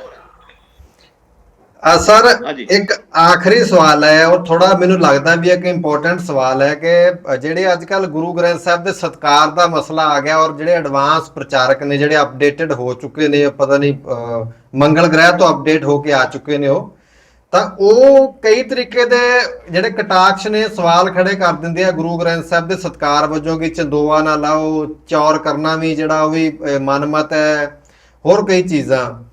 ਤਾਂ ਉਹ ਸਤਿਕਾਰ ਦੀ ਡੈਫੀਨੇਸ਼ਨ ਵੀ ਆਪਣਾ ਉਹ ਦਿੰਦੇ ਆ ਕਿ ਗੁਰੂ ਦਾ ਹੁਕਮ ਮੰਨਣਾ ਹੀ ਸਤਿਕਾਰ ਹੈ। ਚਲੋ ਇਹ ਗੱਲ ਬਹੁਤ ਵੱਡੀ ਹੈ ਤੇ ਬਹੁਤ ਅਹਿਮ ਹੈ ਕਿ ਗੁਰੂ ਦਾ ਹੁਕਮ ਮੰਨਣ ਤੋਂ ਬਿਨਾਂ ਕੋਈ ਹੋਰ ਆਪਾਂ ਕਰਮਕਾਂਡ ਕਰਦੇ ਹਾਂ ਤਾਂ ਉਹ ਸਤਿਕਾਰ ਦੇ ਵਜੋਂ ਨਹੀਂ ਆਉਂਦੇ। ਸੋ ਇਹ ਸਭ ਤੋਂ ਅਹਿਮ ਗੱਲ ਹੈ। ਲੇਕਿਨ ਜੇ ਅਸੀਂ ਗੁਰੂ ਦਾ ਹੁਕਮ ਵੀ ਮੰਨਦੇ ਹਾਂ ਤਾਂ ਕੀ ਜੇ ਚੌਰ ਕਰਨਾ ਜਾਂ ਚੰਦੋਆ ਲਾਉਣਾ ਇਹ ਮਨਮਤ ਦੇ ਵਿੱਚ ਆ ਜਾਂਦਾ? ਕੁੱਲ ਮਿਲਾ ਕੇ ਮੇਰਾ ਸਵਾਲ ਇਹ ਹੈ ਕਿ ਗੁਰੂ ਦਾ ਸਤਿਕਾਰ ਕਰਨਾ ਤੇ ਕਿਵੇਂ ਕਰਨਾ, ਕੀ ਚੀਜ਼ਾਂ ਹੋ ਸਕਦੀਆਂ ਉਹਦੇ ਵਿੱਚ? ਦੇਖੋ, ਗੁਰੂ ਦਾ ਸਤਿਕਾਰ ਜਿਹੜਾ ਕਰਨਾ ਹੈ, ਪਹਿਲੀ ਗੱਲ ਆ ਗਈ ਕਿ ਬਈ ਮੈਂ ਤੁਹਾਨੂੰ ਬਿਲਕੁਲ ਮਾਡਰਨ ਟਾਈਮਸ ਦੀ ਐਗਜ਼ਾਮਪਲ ਅਗਰ ਅਸੀਂ ਲਈਏ ਤੇ ਬਿਲਕੁਲ ਮਾਡਰਨ ਟਾਈਮ ਦੇ ਵਿੱਚ ਵੀ ਜਿਹੜੇ ਫੌਜੀ ਜਨਰਲਸ ਨੇ ਉਹਨਾਂ ਦੇ ਸਾਹਮਣੇ ਉਹਨਾਂ ਦਾ ਸਬੋਰਡੀਨੇਟ ਜਾਂਦਾ ਤੇ ਉਹਨਾਂ ਨੂੰ ਸਲੂਟ ਮਾਰਦਾ ਜੀ। ਹਾਲਾਂਕਿ ਸਲੂਟ ਮਾਰਨ ਫੌਜੀ ਦਾ ਕੰਮ ਹੈ, ਲੜਨਾ ਜੀ, ਦੇ ਆਰ ਪ੍ਰੋਫੈਸ਼ਨਲ ਫਾਈਟਰਸ। ਹੁਣ ਇੱਕ ਫੌਜੀ ਜਨਰਲ ਨੂੰ ਕਹੇਗਾ ਬਈ ਮੈਂ ਤੇ ਤੇਰਾ ਹੁਕਮ ਮੰਨਾਂਗਾ ਉਦੋਂ ਜਦੋਂ ਜੰਗ ਲੱਗੇਗੀ, ਮੇਰਾ ਤਾਂ ਕੰਮ ਲੜਨਾ ਹੈ, ਹਾਂਜੀ, ਮੇਰਾ ਕੰਮ ਤੈਨੂੰ ਸਲੂਟ ਮਾਰਨਾ ਥੋੜੀ ਹੈ ਜੀ। ਤੋ ਦਿਸ ਇਜ਼ ਆਲ ਨੌਨਸੈਂਸ, ਇਹ ਨੌਨਸੈਂਸ ਗੱਲਾਂ। ਗੁਰੂ ਦਾ ਸਤਿਕਾਰ ਜਿਹੜਾ ਉਹ ਤੇ ਸਾਨੂੰ ਗੁਰੂ ਸਾਹਿਬ ਆਪ ਸਿਖਾ ਗਏ ਜੀ। ਜਿੱਲੇ ਦਰਬਾਰ ਸਾਹਿਬ ਦੇ ਵਿੱਚ ਪੋਥੀ ਸਾਹਿਬ ਦਾ ਪਹਿਲਾ ਪ੍ਰਕਾਸ਼ ਹੋਇਆ ਜੀ, ਤੇ ਉਹ ਗੁਰੂ ਸਾਹਿਬ ਤੇ ਸਾਨੂੰ ਆਪ ਸਿਖਾ ਗਏ ਵੀ ਦਾ ਸਤਿਕਾਰ ਏਦਾਂ ਕਰਨਾ। ਬਈ ਜਿਸ ਵੇਲੇ ਐਸੀ ਪੋਜੀਸ਼ਨ ਕਿ 250 ਸਾਲ ਸਿੱਖ ਜਿਹੜੇ ਨੇ ਉਹ ਇੱਕ ਪਰਸੋਨਾ ਜਿਹੜਾ ਇੱਕ ਫਿਜ਼ੀਕਲ ਜਿਹੜਾ ਗੁਰੂ ਸੀ ਸਾਡਾ ਜੀ, ਬਤੌਰ ਸ਼ਖਸੀਅਤ, ਨਾਟ ਓਨਲੀ ਬਤੌਰ ਬਾਡੀ ਜੀ ਜੀ ਜੀ, ਤੇ ਉਹ ਪਰਸਨੈਲਿਟੀ 'ਚ ਫਰਕ ਹੁੰਦਾ ਹੈ। ਜਿਹਦੀ ਅਕਲ ਸਾਡੇ ਪ੍ਰਚਾਰਕਾਂ ਨੂੰ ਆਣੀ ਚਾਹੀਦੀ ਹੈ ਜੀ ਜੀ ਜੀ। ਤੇ ਔਰ ਪਰਸਨੈਲਿਟੀ ਵਿੱਚ ਫਰਕ ਹੁੰਦਾ, ਠੀਕ ਹੈ ਜੀ। ਉਹ ਜਿਹੜੇ 250 ਸਾਲ ਅਸੀਂ ਉਹਨਾਂ ਦੇ ਨਾਲ ਚੱਲੇ, ਕੁਝ ਦਸ਼ਮੇਸ਼ ਜੀ ਵਾਲੇ ਐਸੇ ਲੋਕ ਹੋਣਗੇ ਜਿਨ੍ਹਾਂ ਨੇ 2-3 ਪਾਤਸ਼ਾਹੀਆਂ ਪਿਛਲੀਆਂ 3-4-5 ਪਾਤਸ਼ਾਹੀਆਂ ਵੀ ਦੇਖੀਆਂ ਹੋਣਗੀਆਂ ਬਿਲਕੁਲ ਫਿਜ਼ੀਕਲ ਰੂਪ ਵਿੱਚ।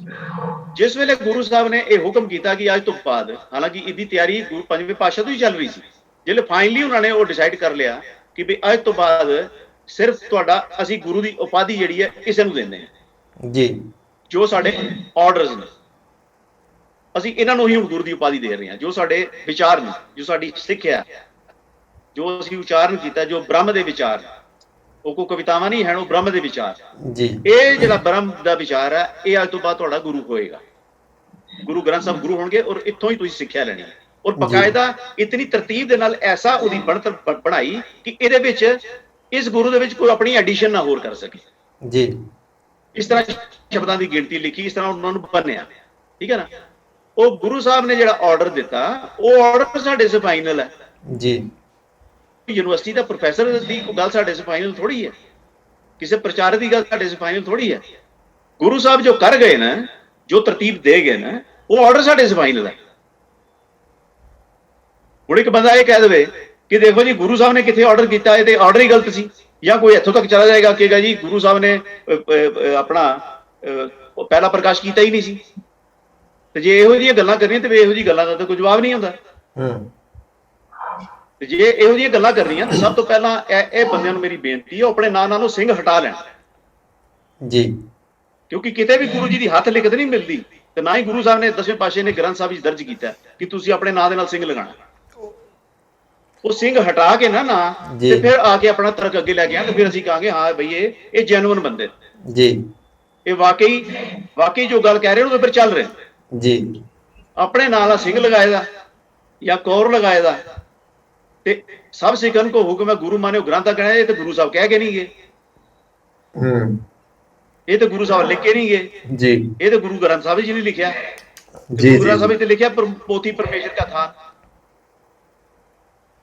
ਸੋ ਇਹ ਗੱਲ ਜਿਹੜੀ ਹੈ ਨਾ ਗੁਰੂ ਗ੍ਰੰਥ ਸਾਹਿਬ ਦੀ, ਮੈਂ ਤੁਹਾਨੂੰ ਅੱਗੇ ਵੀ ਸ਼ਾਇਦ ਤੁਹਾਡੇ ਪ੍ਰੋਗਰਾਮ ਵਿੱਚ ਗੱਲ ਕਹੀ ਸੀਗੀ ਕਿ ਐਂਗਲੋ ਸਿੱਖ ਵਾਰ ਦੇ ਵਿੱਚ ਸਾਡੀ ਪਾਤਸ਼ਾਹੀ ਜਿਹੜੀ ਹੈ, ਖਾਲਸਾ ਸਰਕਾਰ ਦੀ ਪਾਤਸ਼ਾਹੀ, ਉਹ ਜਿਹੜੀ ਉਹ ਚਲੀ ਗਈ ਸੀ, ਠੀਕ ਹੈ ਨਾ। ਉਹਦੇ ਬਹੁਤ ਸਾਰੇ ਕਾਰਨ ਸਨ, ਇੰਟਰਨਲ ਕਮੀਆਂ, ਆਊਟਰ ਸਾਜ਼ਿਸ਼ਾਂ, ਜੋ ਵੀ ਸੀਗਾ, ਉਹ ਕਾਰਨਾਂ ਦੇ ਨਾਲ ਸਾਡੀ ਪਾਤਸ਼ਾਹੀ ਚਲੀ ਗਈ।